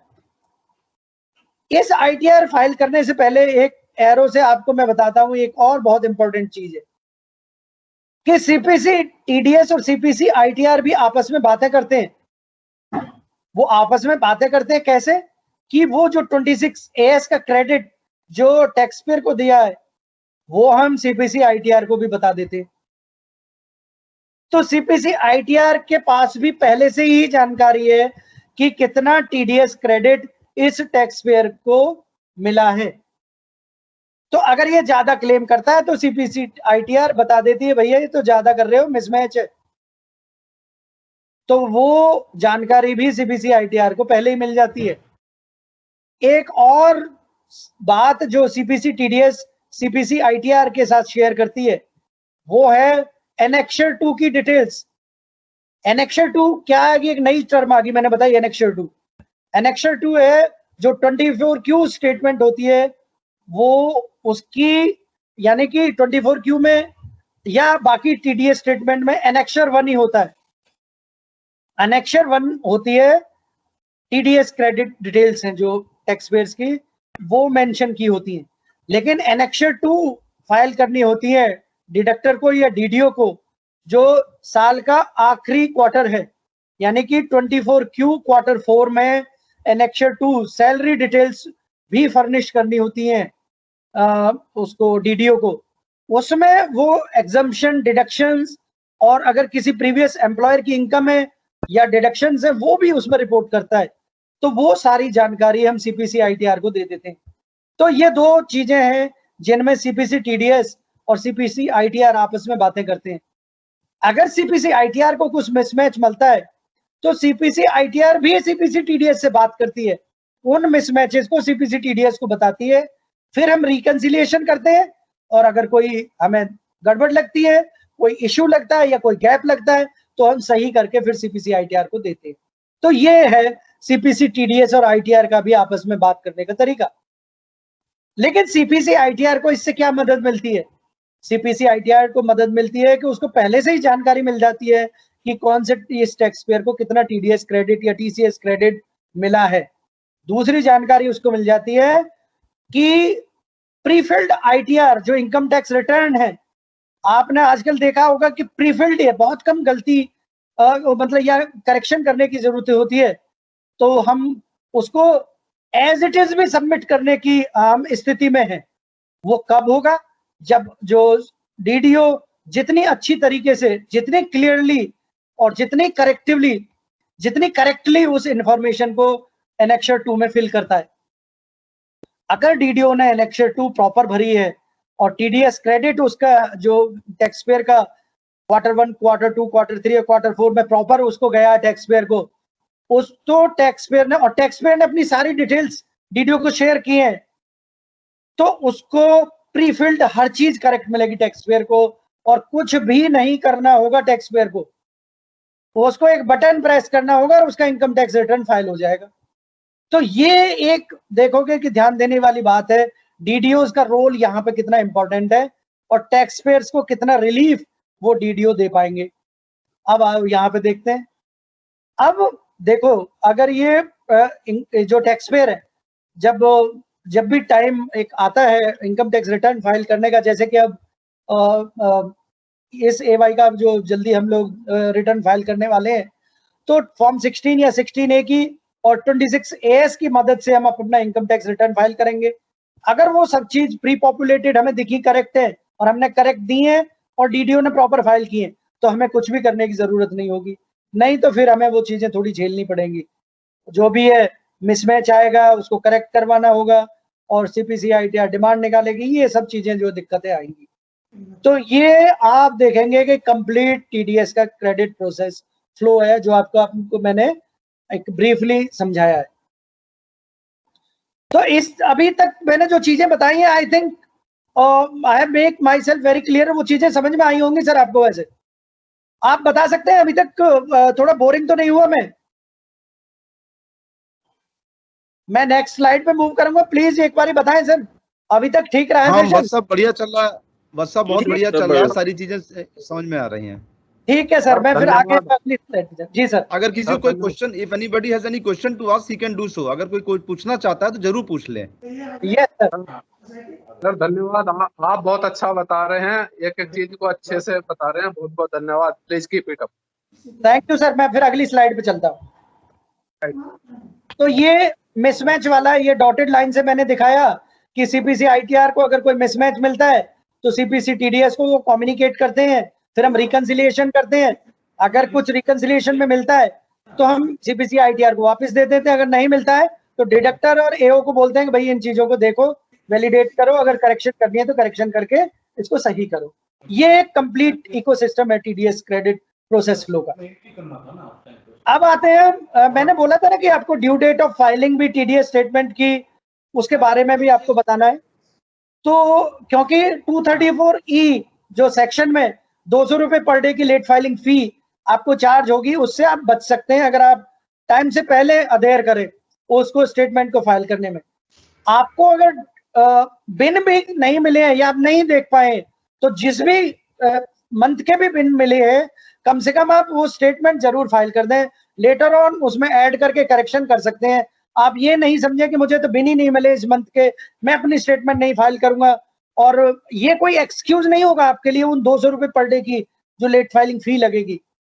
तो आपका तो अननेसेसरी, अगर उसने एआईएन होल्डर ने गलती की है तब भी आपको 200 रुपए पर डे के हिसाब से चार्ज करेगा डिपार्टमेंट, और वो कोई नहीं सुनेगा, कोई वेव ऑफ नहीं करेगा आपको। इसलिए एक महीने का भी अगर बिन मिल जाता है तो वो उसके बेसिस पे स्टेटमेंट टाइमली फाइल कर दे, और फाइल करके कम से कम वो 200 रुपए पर डे की फाइलिंग फी नहीं लगेगी। लेटर ऑन उसमें करेक्शन करके आप बिल लेके उसमें वो करेक्शंस कर सकते हैं। तो ऐसे बहुत सारे ग्रीवेंसेस हमने रिसीव किए जहां पे वो डीडीओज बोलते हैं हमें तो बिन नहीं मिले, वहां नहीं है, ये नहीं हुआ, ये भाग गया, वो भाग गया, ये सब चीजें, वो चार्टर्ड अकाउंटेंट नहीं है, उसने आईडी पासवर्ड खो दिए। इन सब चीजों का कोई एक्सक्यूज नहीं है। तो आपको अपने आईडी पासवर्ड, आपको अपने जो भी बिनों को उनको ट्रैक करना, स्टेटमेंट को टाइमली फाइल करना, आपको इंश्योर करना है। नहीं तो वो सीधे के सीधे वो 200 रुपए पर डे के हिसाब से सिस्टम कैलकुलेट करेगा लेट फाइलिंग फी अंडर सेक्शन 234E। अब ये इनकी टाइमलाइन से आप देख सकते हो। Q1 जो कि अप्रैल से जून तक का समय होता है, जैसे ही वो खत्म होता है उसके अगले महीने की लास्ट डेट यानी कि 31 जुलाई तक आपको स्टेटमेंट को फाइल करना होता है।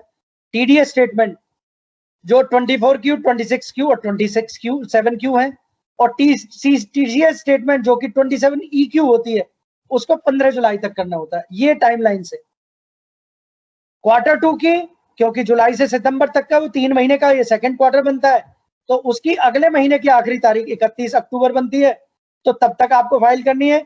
और टीसीएस की आप ध्यान रखो 15 तारीख है उस महीने की। Q3 की, क्योंकि अक्टूबर से दिसंबर का क्वार्टर बनता है, तो 31 जनवरी की जो लास्ट डेट है उसकी फाइल करने की, तो 15 जनवरी टीसीएस की है।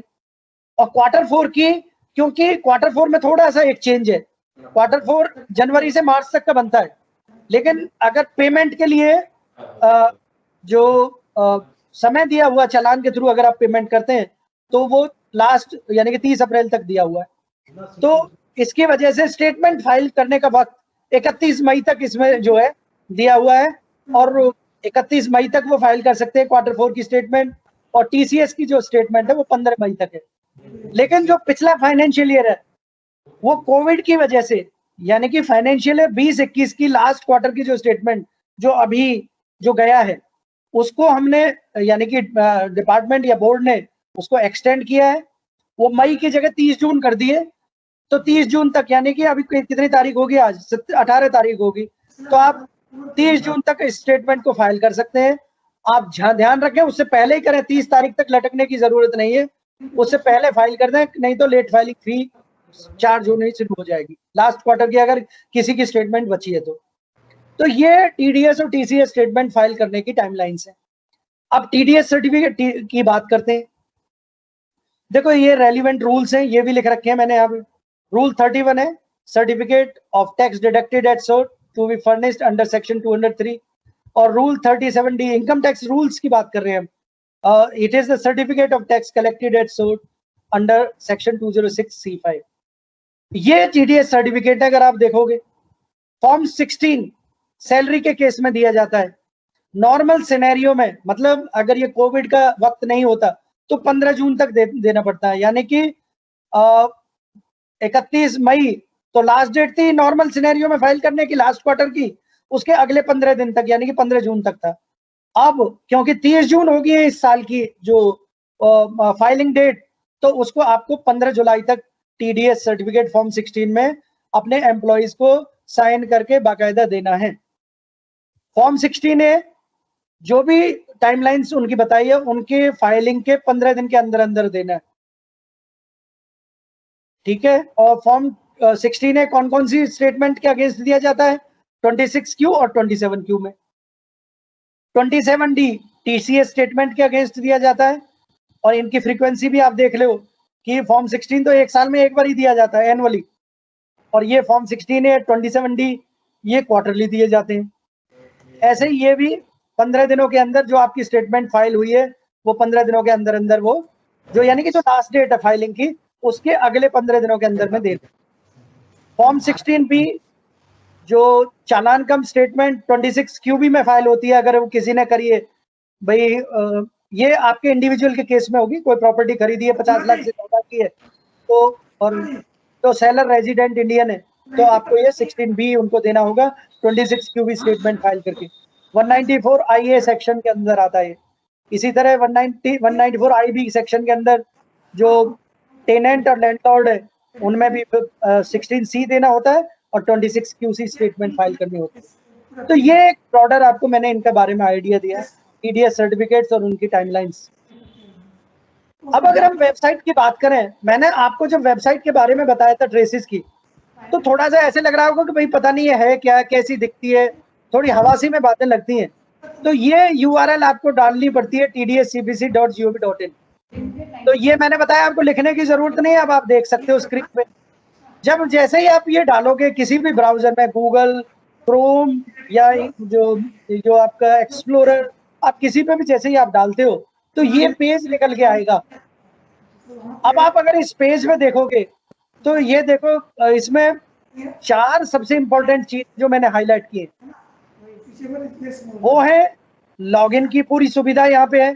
लेफ्ट साइड में टॉप पे जहां मैंने अपना कर्सर दिया है, login, register as new user, आप पासवर्ड भूल गए हो तो फॉरगॉट पासवर्ड से कर सकते हो, यूजर आईडी भूल गए हो तो फॉरगॉट यूजर आईडी यूज कर सकते हो। ये चारों चीजें आप यहाँ से कर सकते हो। ये बैलूनिंग से मैंने आपको ना हाईलाइट भी किया इंपॉर्टेंट चीज। कस्टमर केयर के नंबर आपको यहाँ अवेलेबल है, मैंने बताया ना आप कॉल कर सकते हो ट्रेसिस वेबसाइट पे, मतलब हमारी कॉल सेंटर है, डेडिकेटेड कॉल सेंटर हमने बनाया। ये टोल फ्री नंबर दे रखे हैं, ये आप नॉर्मल लैंडलाइन नंबर है इस पे कर सकते हो, अदरवाइज तो टोल फ्री नंबर पे कॉल करो और आपको कॉल बैक भी आता है अगर आपको कॉल बिजी आ रही है तो इम्पोर्टेंट चीजें और मैंने बैलून की है यहाँ पे। ई ट्यूटोरियल मैंने बताया था ना कि आपको अलग अलग फंक्शनलिटीज जो इस पे जो आप काम कर सकते हो ट्रेसिस वेबसाइट पे, उनके ई ट्यूटोरियल्स हमने स्क्रीन वाइज बनाए हैं। आप यहाँ से लॉगिन भी करने की जरूरत नहीं है आपको, यहाँ से देखो लेफ्ट साइड में क्विक लिंक्स में सेकंड नंबर पे लिखे हुए हैं ई ट्यूटोरियल, आप क्लिक करो, आप फंक्शनलिटी पढ़ो। आपको डिडक्टर के लिए भी देखो, पहले एक चीज और बता दूं आपको, आप डिडक्टर के तौर पे यहाँ पे रजिस्टर कर सकते हो, टैक्स पेयर के तौर पे आप कर सकते हो। मैंने बताया था ना टैक्स पेयर पे ऑनलाइन ग्रीवेंस रेज करने का, आपको टैक्स पेयर तौर पे यहाँ पे रजिस्टर करना होगा, या पीएओ के तौर पे भी आप अपनी जो कंप्लायंस जो एज एएन होल्डर भी आप कर सकते हो यहाँ पे। तो ई ट्यूटोरियल आप यहाँ से डाउनलोड कर सकते हैं, या आप टॉप में भी देखोगे हमने यहाँ पे दिया है, यहाँ से भी कर सकते हो। इसके अलावा एक और बैलून किया मैंने यहाँ पे देखोगे आप, ये फ्रीक्वेंटली आस्क्ड क्वेश्चंस जिनकी मैं बात कर रहा था, ये आप सारे डिडक्टर के लिए, टैक्स पेयर के लिए, जनरल भी हमने बहुत सारे ये मतलब मुझे लगा 200-250 FAQ होंगे जो हमने बनाए हैं। आप तो इवन इनका प्रिंट आउट लेकर इनकी बाइंडिंग करके किताब भी बना सकते हो, आप रख सकते हो अपने पास, और कागज में पढ़ोगे तो और भी इजी लगता है। नहीं तो अपने डेस्कटॉप पे रखो और उनको सारे FAQ रख लो और सारे ई ट्यूटोरियल एक फोल्डर बना लो, एक फोल्डर में ही एक में आप FAQ रख लो और एक में ई ट्यूटोरियल रख लो। जोन सी फंक्शनलिटी पे काम करना है वो ओपन करो और पढ़ो और कर लो।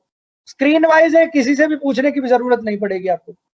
इसके अलावा आपके रेट्स टेबल, सर्कुलर नोटिफिकेशंस, ये सब चीजें भी आप यहाँ से जो लेफ्ट साइड में देख सकते हो।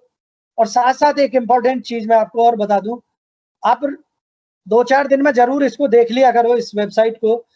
अगर कोई भी इंपॉर्टेंट डेवलपमेंट होता है, कोई नई फंक्शनलिटी आनी होती है, तो ये हम टिकर के तौर पर रेड अक्षरों में आप देख पा रहे हो, तो टिकर भी हम रन करते हैं इसको।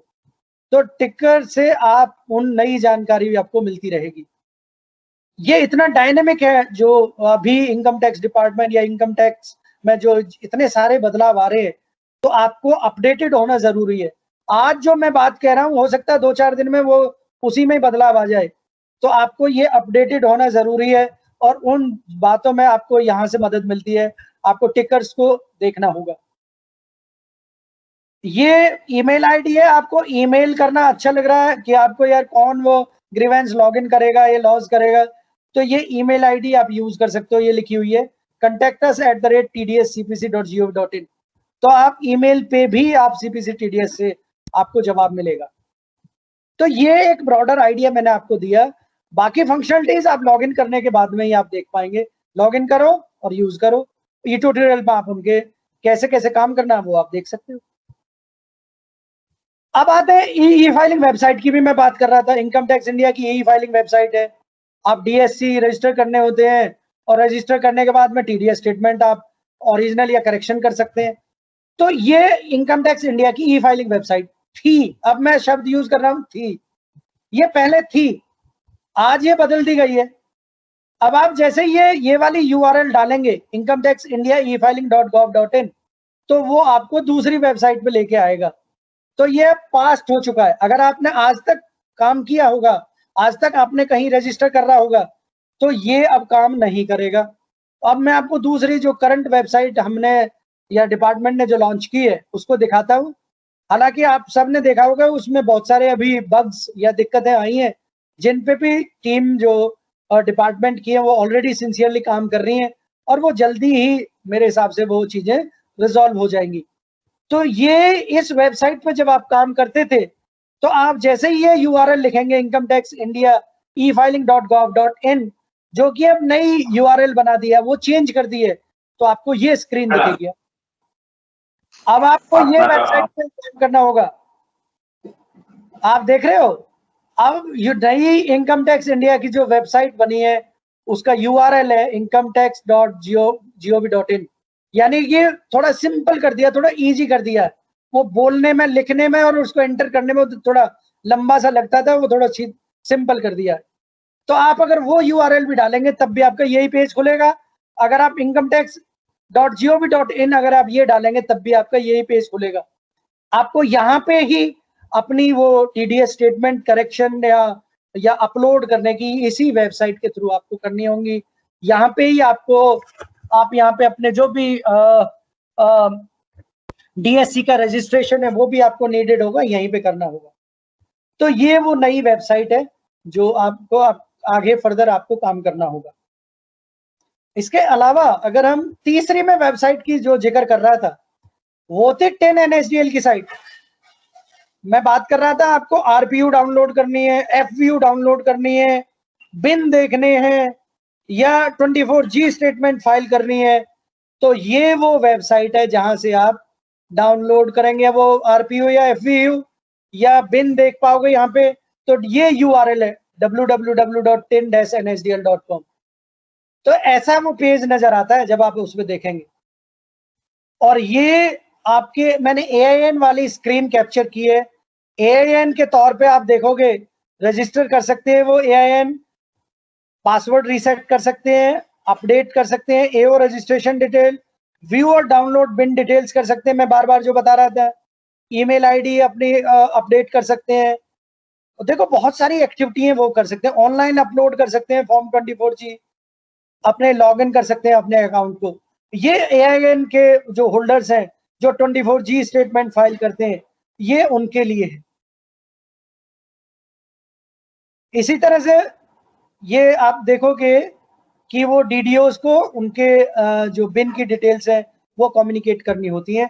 वो यहाँ पे आप भी एज ए DDO अपने बिन्स को इसी पे यहाँ पे आप लिख लेना, सर्च में जाना, फाइंड बिन्स, तो आपको सर्च करोगे तो बिन का जो स्क्रीन है वो आ जाएगी और अपने बिन आप चेक कर पाओगे। ये आपकी 10nSDL की साइट है। सर्विसेज में आप RPU, लेटेस्ट RPU या latest file validation utility, RPU मतलब रिटर्न प्रिपरेशन यूटिलिटी 24G के लिए अलग है और TDS स्टेटमेंट के लिए अलग है। 24Q, 26Q, 27Q और 27EQ चारों के लिए एक ही है और 24G के लिए एक है। तो वो आप यहीं से ही डाउनलोड कर सकते हो, इसका कोई पैसा नहीं लगता है, तो ये आपको फ्रीली डाउनलोडेबल है। तो ये 10nSDL की साइट का रेलिवेंस है, ये इसका महत्व है। अब आते हैं डूज और फॉर द DDOs। मैंने इनको भी डूज और डोंट्स को भी, वैसे मैंने ब्रॉडली आपको सब कुछ बता दिया है, बट स्टिल इसको एक तरह से मैं समराइज करना चाहूंगा और आपको एक समरी टाइप जो आपको मिल जाएगी। तो डूज ऑफ DDOs की अगर हम बात करें, जैसा मैंने बताया, अब आपके लिए एक रिपीटिशन है, 10 लेना जरूरी है।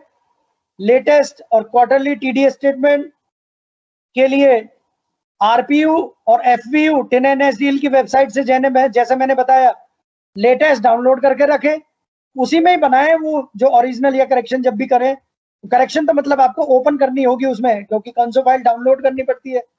तो ये आपको लेटेस्ट RPU या FVU अपने सिस्टम पे डाउनलोड करके रखें। एस्टिमेटेड टैक्स लायबिलिटी एम्प्लॉय की कैलकुलेट करें as per the applicable slab rates और टैक्स को डिडक्ट करें एवरेज रेट पे। वैलिड पैन कोड करें, नहीं तो उनके TDS सर्टिफिकेट नहीं बनेंगे, TDS क्रेडिट नहीं मिलेगा। उनका मतलब उस एम्प्लॉय का जिसका आपने टैक्स काटा है। So quote valid PAN while preparing TDS statement to avoid, एक तो TDS सर्टिफिकेट वो क्रेडिट नहीं मिलेगा और आपको हायर रेट ऑफ TDS भी काटना होगा उस केस में, और आपने नहीं काटा तो डिमांड आ जाएगी आपके शॉर्ट डिडक्शन की। तो ये और एक आपको ध्यान रखने वाली बात है। और इससे एक तो ये होगा हायर रेट बचा पाओगे अगर आपने TDS काटने का, अगर आपने वैलिड पैन कोड किया, और साथ साथ आप grievance of the tax payer भी उससे भी बच पाओगे और टैक्स पेयर के लिए भी बड़ी राहत की बात होगी। इसके अलावा आपको ध्यान रखना है कि अप्रोप्रिएट रीजन कोड फ्लैग भी आपको रेज करने हैं। लोअर और निल और हायर रेट डिडक्शंस के फ्लैग हैं, ये आपको ध्यान रखना है। लोअर और नो डिडक्शन सर्टिफिकेट अगर कोई टैक्स पेयर ने आपको दिया है तो, कि भाई ये सर्टिफिकेट है मेरा, इस रेट पे आप टैक्स काटो। अगर उसने AO से लिया है टैक्स पेयर ने कोई सर्टिफिकेट, तो वो आपको कम्युनिकेट करेगा, आपको उस रेट पे कोट करना है। उस सर्टिफिकेट का नंबर है, वो नंबर आपको प्रॉपरली मेंशन करना है, ये ध्यान रखना आपको। और ये A फ्लैग रेज करना होगा।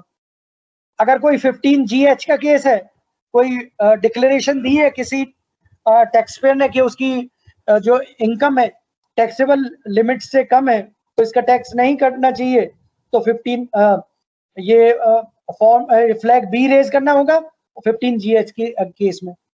अगर पैन गलत है या सही नहीं है तो C फ्लैग रेज करना होगा, हायर रेट पर टैक्स डिडक्ट करना होगा, और ये हायर डिडक्शन फ्लैग है। इसमें और फंस जाते हैं। हेलो, C फ्लैग का केस में मैं आपको एक और पेचीदगी बता देता हूं। आपने अगर higher rate of flag raise किया है तो आप उसकी जो TDS का जो क्रेडिट आपने जो उसको शो किया है उस एम्प्लॉय को, उसको कम नहीं कर सकते आप, उसको कम नहीं करने देता है, वो एडिटेबल नहीं होता है फिर वो पर्टिकुलर फील्ड। तो यहाँ पे स्टक हो जाते हैं कई जो डिडक्टर, ऐसे बहुत सारे ग्रीवेंसेस आए थे और पहले C फ्लैग को हटवाना पड़ता था। हटवाने के लिए through proper channel jurisdictional CIT TDS letter forward करते थे, मतलब जो जुरिस्डिक्शनल AO होता TDS का, वो उस केस को रिलैक्सेशन ऑफ फ्लैग के लिए through proper channel through CIT TDS CIT CPC TDS को लिखते थे, फिर नोट शीट पे अप्रूवल लेते हैं यहाँ पे, तब जाके वो C फ्लैग हटता था। अब हमने क्या किया है, ये फंक्शनलिटी AO को ही दे दी है और वो आप अप्रूवल लेने की उसको जरूरत नहीं है, वो इंटरनल रेंज हेड से उनका अप्रूवल लगेगा, वो इलेक्ट्रॉनिक ही हो जाएगा। हमारे पास सीपीसी टीडीएस के पास इसकी आने की जरूरत ही नहीं होगी अब, और तब जाके वो सी फ्लैग रिलैक्स होगा, तब आप उसमें कोई करेक्शन कर पाओगे। तो सी फ्लैग के बारे में आपको कॉशियस रहने की जरूरत है, ये और बड़ा पंगा खड़ा हो जाता है। तो आप ध्यान रखें, वैलिड पैन कोड करें, नहीं तो ये और एक इसको आपको फिर वो परस्यू करना पड़ेगा अगर आपको उस तरह की कोई करेक्शन करनी है। अगर लेकिन आपको पैन अपडेट करना है तब आपको कोई दिक्कत नहीं है, पैन अपडेट कर सकते हैं सी फ्लैग के केस में भी, पैन अपडेट करने में कोई रेस्ट्रिक्शन नहीं है। No deductions for the transporters having the PAN. एक ट्रांसपोर्टर्स हैं जो उनके पास पैन है, उनको भी डिडक्शन करने की जरूरत नहीं पड़ती है। जिनके 10 कैरियर्स से कम है तो वो टी फ्लैग रेज करना पड़ता है उनको। अगर थ्रेशोल्ड लिमिट से कम है, क्योंकि कई सेक्शंस हैं जहां पे थ्रेशोल्ड लिमिट डिफाइंड है कि इतने से कम टैक्स की लायबिलिटी है तो टैक्स काटने की जरूरत नहीं है, तो वो वाई फ्लैग रेज करना होता है। तो ये फ्लैगों को आपको ध्यान रखना है। आपको बिन रिसीव करने है पीओएस से या 10NSDL की वेबसाइट से आप डाउनलोड कर लोगे और उनका रिकॉर्ड रखोगे और उनको प्रॉपर्ली मेंशन करोगे स्टेटमेंट में। Use BINs in the corresponding quarterly TDS statement to avoid mismatches and as a result short payment default. आपको ध्यान रखना है ये भी कि बिन को उसी क्वार्टर में यूज करें, क्योंकि बिन उसी क्वार्टर में ही कंसीडर होते हैं। आपने एक Q1 का बिन अगर Q3 में यूज करना चाहोगे तो मिसमैच हो जाएगा। लेकिन यहाँ आपको मैं बता दूं कि Q4 के बिन पिछले साल के, जैसे पिछले साल के Q4 के बिन Q1 में यूज हो सकते हैं, या Q1 के बिन इस साल के Q1 के बिन Q4 में यूज हो सकते हैं। ये रिलैक्सेशन हमने दिया है। उसका कारण ये था कि कई की सैलरी जो इस साल की जो मार्च की अप्रैल में मिल रही है, कई का कोई मार्च का अप्रैल में पेमेंट हो रहा है, ये सब कन्फ्लिक्ट कैसे हुए थे उसके चक्कर में ये रिलैक्सेशन किया हुआ है। अदरवाइज तो Q2 का Q2 में यूज करोगे, Q3 का Q3 में यूज करोगे, ऐसे है। और Q1 का Q3 है, Q4 में नहीं यूज कर सकते। तो ये Q1 का Q2 और Q3 में नहीं यूज कर सकते। इस तरह से आपको ये आपको बिन्स के यूज करने के वक्त में भी ध्यान रखने की है। और आप देख लो डूज लिखे हैं और भी कुछ। मैंने टीडीएस स्टेटमेंट आपको मैंने बताई, लेट फाइलिंग फी लगती है तो 200 रुपए की।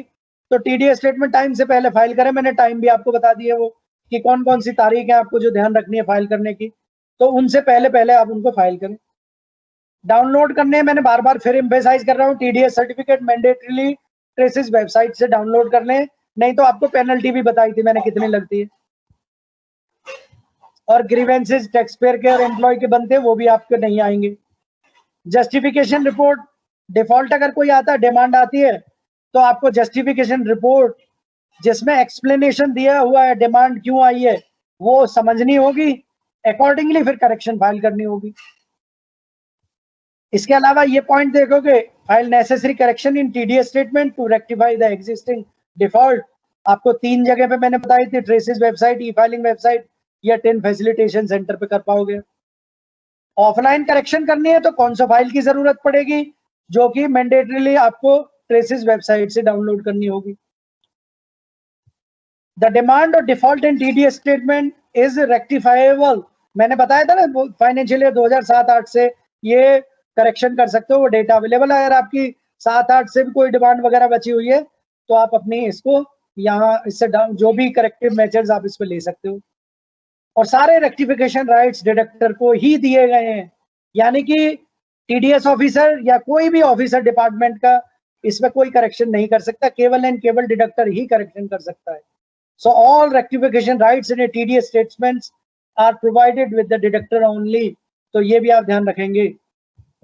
इन case of any technical difficulty और एरर, सीपीसी टीडीएस को आप कांटेक्ट कर सकते हैं। मैंने आपको बता दिए कई channel, by raising an online grievance और कनेक्ट ओवर अकाउंट।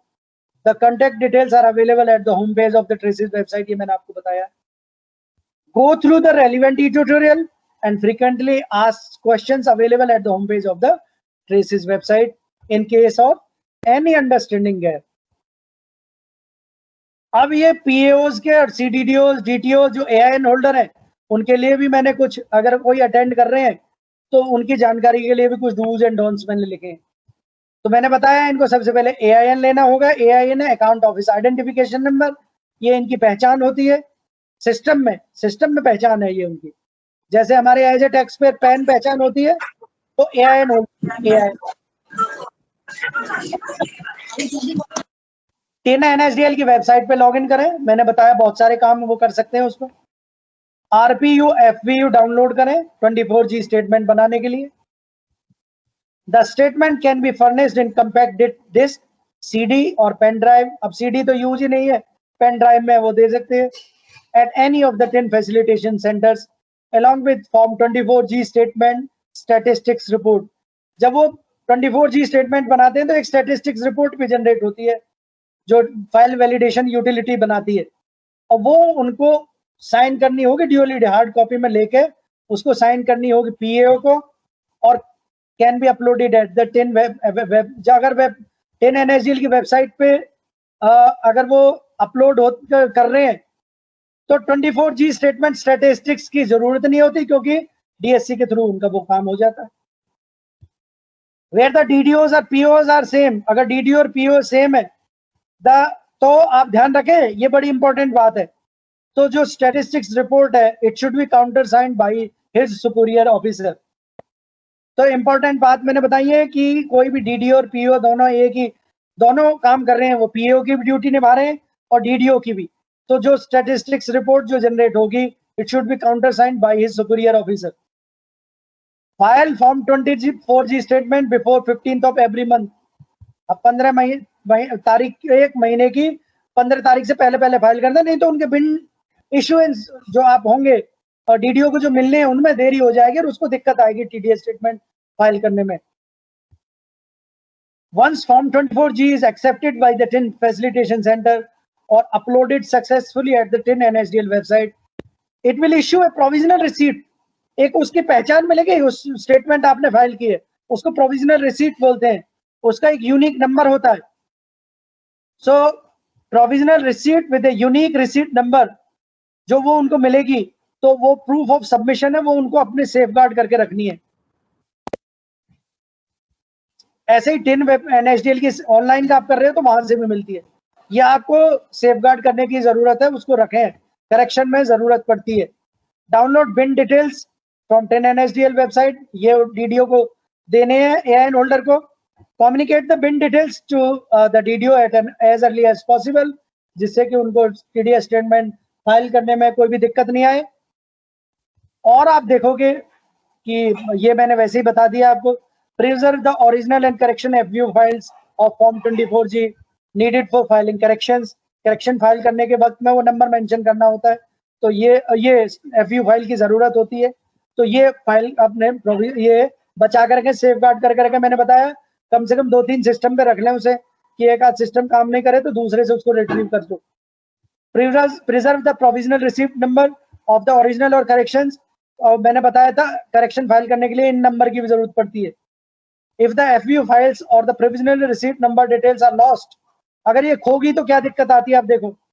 उस डेटा को लेने के लिए आपको NSDL को लिखना होता है, NSDL से लोगे और ये अपने लेटर हेड पे लिखना होगा, फिर वो तो अननेसेसरी की दिक्कत ही तो है ये, तो उसको बचा के रखो, तो ये सब लेटर वेटर लिखने की जरूरत नहीं पड़ेगी।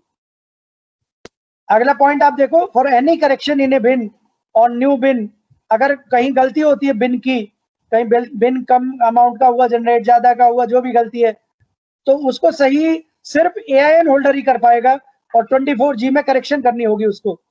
उसी मंथ की जो भी 24G है उसमें करेक्शन करनी होगी, और जो नया बिन जनरेट होगा वो करेक्शन करने के बाद में वो DDO को देना होगा, और DDO अपनी स्टेटमेंट में करेक्शन करने के वक्त में फिर उसको यूज करेगा।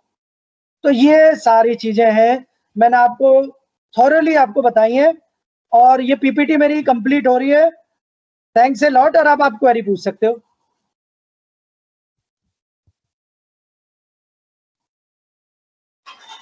हेलो, हाँ, पार्टिसिपेंट से मेरी रिक्वेस्ट है कि सर से कुछ भी पूछना चाहें तो वो पूछ सकते हैं। They are welcome to ask any queries from sir. Yes sir ने बहुत अच्छी तरीके से TDS के प्रोविजंस आप लोगों को एक्सप्लेन किए हैं, और DDO के क्या क्या रिस्पॉन्सिबिलिटीज हैं, ड्यूटीज हैं, PN ऑफिस की क्या ड्यूटीज और रिस्पॉन्सिबिलिटीज हैं, कैसे हमारी ट्रेसेस की साइट वर्क करती है, और जो नई हमारी फाइलिंग साइट्स आई हैं। तो इसमें इससे रिलेटेड कोई भी क्वेश्चन आपको हो तो आप सर से फ्रीली पूछ सकते हैं।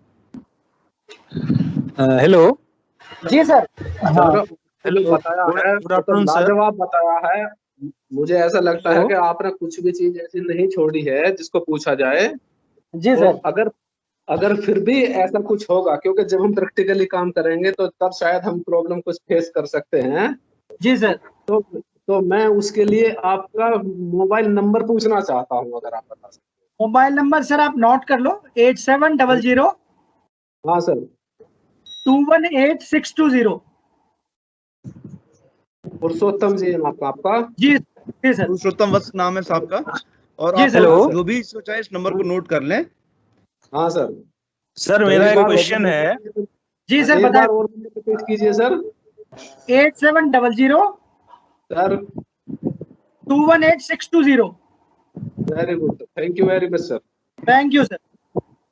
धन्यवाद। हेलो सर, मेरा क्वेश्चन है। बताएं sir. Actually this is Kumar Ravishankar from Bhagalpur sir. Actually मैं अभी टीडीएस चार्ज में तो नहीं हूँ, सर बट मैंने जो एक्सपीरियंस किया है कुछ प्रॉब्लम इसमें रिलेटेड। हालांकि सर जो भी आपका मतलब एक्सप्लेनेशन बहुत बढ़िया से आपने इसको हम लोग को एक्सप्लेन किया है।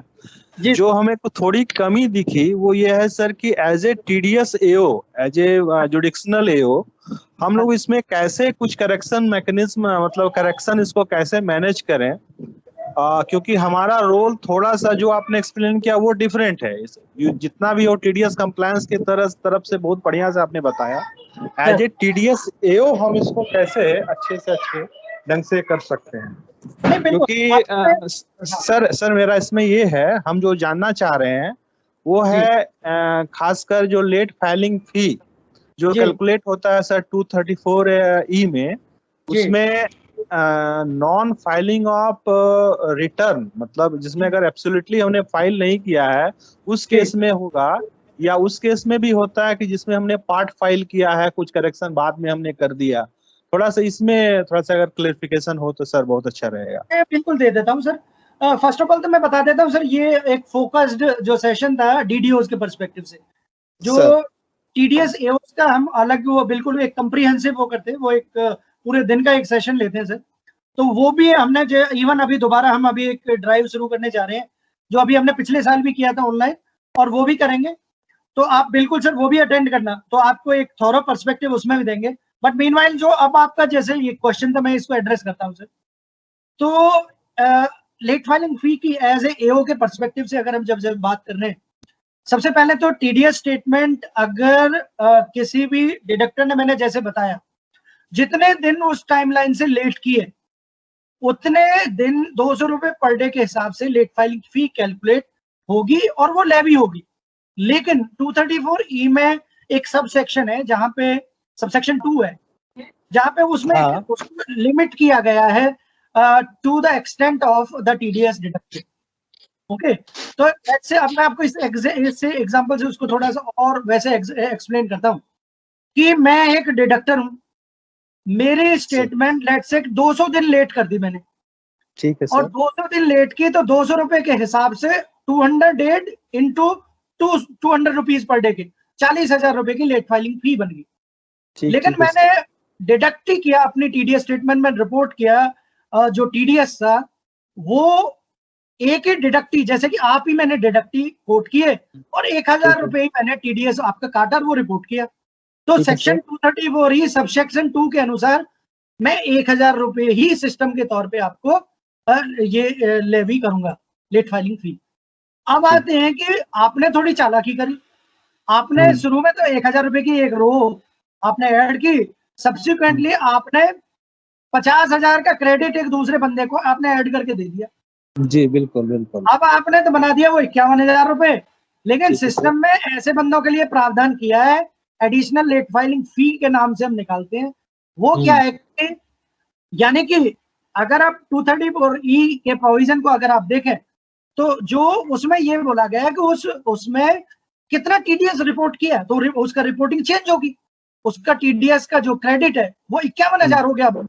51,000 हो गया तो हम 40,000 उसका जो बनता है तो हम 40,000 बना देंगे, यानी कि 39,000, और हम उसको सब्सिक्वेंटली डिमांड नोटिस देंगे, उसमें लिखेंगे कि एडिशनल लेट फाइलिंग फी आपको 39,000 और देनी है। ये है सर इसका कंसेप्ट। तो सर मतलब अगर जैसा हम समझ पा रहे हैं ये है कि अगर कोई नया कॉलम हम ऐड करते हैं, नया एसएससी का अगर कुछ एक्स्ट्रा डिडक्शन हम पहले शो नहीं कर रहे होते हैं तो एडिशनल लेट फाइलिंग फी लगेगा। और अगर मान लिया जाए कि ऑलरेडी एडेड कॉलम है, अगर उसमें करेक्शन करते हैं तो एडिशनल लेट फाइलिंग फी नहीं लगेगा। तब भी लगेगा, वो चेंज हो गया ना। देखो मेन क्या है कि टीडीएस क्रेडिट में अगर वो बदलाव करता है, अगर बढ़ाता है और उसकी कैलकुलेटेड लेट फाइलिंग फी ज्यादा आ रही है उससे, तो वो ऑटोमेटिकली एडिशनल लेट फाइलिंग फी सिस्टम कैलकुलेट करेगा। वो इनबिल्ट है लॉजिक उसमें। सर अगर हम वही हम आपको एक एग्जांपल के बारे में बता रहे हैं, प्रॉब्लम जो आती है तो लोग अक्सर पूछते हैं कि मान लिया हमने 4 आदमी का मिला के 1 लाख रुपए का टीडीएस डिडक्शन किया है, ठीक है, और हमने रिटर्न फाइल किया 24Q, तो उसमें हमने 4 आदमी का दे दिया नाम जी। अगर मान लिया या 4 आदमी का पैन मिसमैच हो गया या अदरवाइज किसी कारण से वो मिसमैच है, वो क्रेडिट उसको नहीं मिला, अगर उसको बाद में हम करेक्शन करेंगे, सब्सिक्वेंटली उसका पैन हम करेक्ट करेंगे, तो क्या उसको लेट फाइलिंग फी लगेगा? सिंपल सी बात है सर, लेट फाइलिंग फी सबसे पहले तो अगर उसने लेट की है तो वो लेट कैलकुलेटेड है ना? जी है। वो एक कैलकुलेशन तो एक पार्ट होगा उसका पर डे के हिसाब से, वो तो कैलकुलेट कर लेता है सिस्टम। वो ऑलरेडी हो चुका है, पहले से हो चुका है। और जैसे ही उसका टीडीएस क्रेडिट सिस्टम में वो विजिबल होगा तो वो विजिबल होगा। हेलो, हाँ सर सुन रहा हूँ। तो वो जैसे विजिबल होगा तो सिस्टम वो तो सर ऑटोमेटिकली उसको अपडेट कर देगा अकॉर्डिंगली, और एडिशनल लेट फाइलिंग फी उसको वो मिलेगी। तो यानी कि वो इसमें कोई गैप ही नहीं सर, उसमें जो उसमें बनता है इसमें कोई सिस्टम अलग से कोई नहीं चार्ज करता, एज पर द प्रोविजंस है वो। उसमें आप वो उसका क्लेम क्या है, वो कंटेस्ट क्या कर रहा है उसमें, जो डिडक्टर क्या कंटेस्ट ये कह रहा है कि भाई हमने केवल पैन में गलती किया है। वो कह रहा है कि हमने डेट जो ऑलरेडी ले सर कि पैन में गलती किया है, लेट फाइलिंग फी, वो दोनों एक अलग अलग चीज है। पैन में गलती करने से वो लेट फाइलिंग फी का कोई रेलिवेंस नहीं है। पैन में गलती करने से शॉर्ट डिडक्शन जनरेट होती है, लेट फाइलिंग फी जनरेट। सर मैं वो समझ रहा हूँ, मैं समझ रहा हूँ, मेरी बात अब सर पूरी मैं कहना क्या चाह रहा हूँ, सपोज उन्हें 10 डेज का डिले किया था ऑलरेडी, पहले से उसको लेट फाइलिंग फी लेवी होके जो चार्ज लगना था लग गया। अब वो 2 महीने 3 महीने के बाद अगर उसमें फर्दर करेक्शन करता है तो जो एडिशनल पीरियड है क्या उसका फिर से उसको लेवी देना पड़ेगा? या फिर नहीं, वो नहीं होता, नहीं देना पड़ेगा। और दूसरा केस ये है कि अगर मान लीजिए उसमें 4 बंदे के अलावा 5 या 6 बंदा छठा सातवां का ऐड करता है तो उसमें देना पड़ेगा। सर आप सिंपल समझो ये, आप फिर मैं आप मतलब उस बात को मेरी समझ ही नहीं पाए। वो 5 या 6 बंदे करे या 1000 करे या 1 लाख करे, उससे कोई फर्क नहीं पड़ता। वो सिर्फ फर्क कितना पड़ रहा है, मेरी बात सुन लो सर, कि जितनी वो लेट फाइलिंग फी बनी है जो सिस्टम ने ओरिजिनल, ये ओरिजिनल पे होता है, करेक्शंस पे नहीं होता। जो ओरिजिनल स्टेटमेंट जब फाइल की तो उसकी टाइम स्टैंप लग जाती है और उसकी ड्यू डेट सिस्टम में ऑलरेडी भूल ले, हमारे पास ऑलरेडी पता है कि इतने तारीख तक वो स्टेटमेंट की लास्ट डेट है। उसके बाद जितने दिन वो लेट करेगा उतने दिन की वो लेट फाइलिंग फी कैलकुलेट हो जाएगी। अगर वो आदमी कम ज्यादा ऐड करता है उससे कोई फर्क नहीं पड़ रहा, तो उसकी फाइलिंग फी की लिमिट है, उससे ज्यादा सिस्टम नहीं चार्ज करेगा जितनी बनी।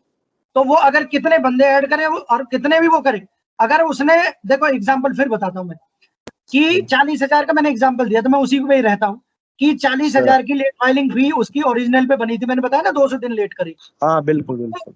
उसने, मैं कह रहा हूँ कि 10 बंदे ऐड कर दिए उसने, इन द सेंस मैंने, और 10 बंदे का टीडीएस जो डिडक्शन मैंने उसमें रिपोर्ट किया 10 लाख अब बढ़ा दिया। तो 40,000 से ज्यादा सिस्टम नहीं करेगा। तू 10 लाख कर दूं मैं, या उसमें कितना कर दूं या कितने बंदे ऐड कर दूं, उसकी लिमिट ही 40,000 है जो बनी है ओरिजिनल। और मैं कितने भी करेक्शंस करूं लेटर ऑन उनसे, या नंबर ऑफ डेज उसके डिले से, बाद वालों से कोई उसका इम्पैक्ट नहीं है। ठीक है, बात समझ गया सर। ठीक है सर, ठीक है, ओके, थैंक यू। जी जी जी। Any other query sir? और भी प्रश्न पूछना चाहता है सर से? Hello. Yes sir. Hello sir, this is Shaival Singh Gupta, income tax officer from Jamshedpur sir. जी बताएं sir. Sir thank you for such a nice and elaborate presentation sir.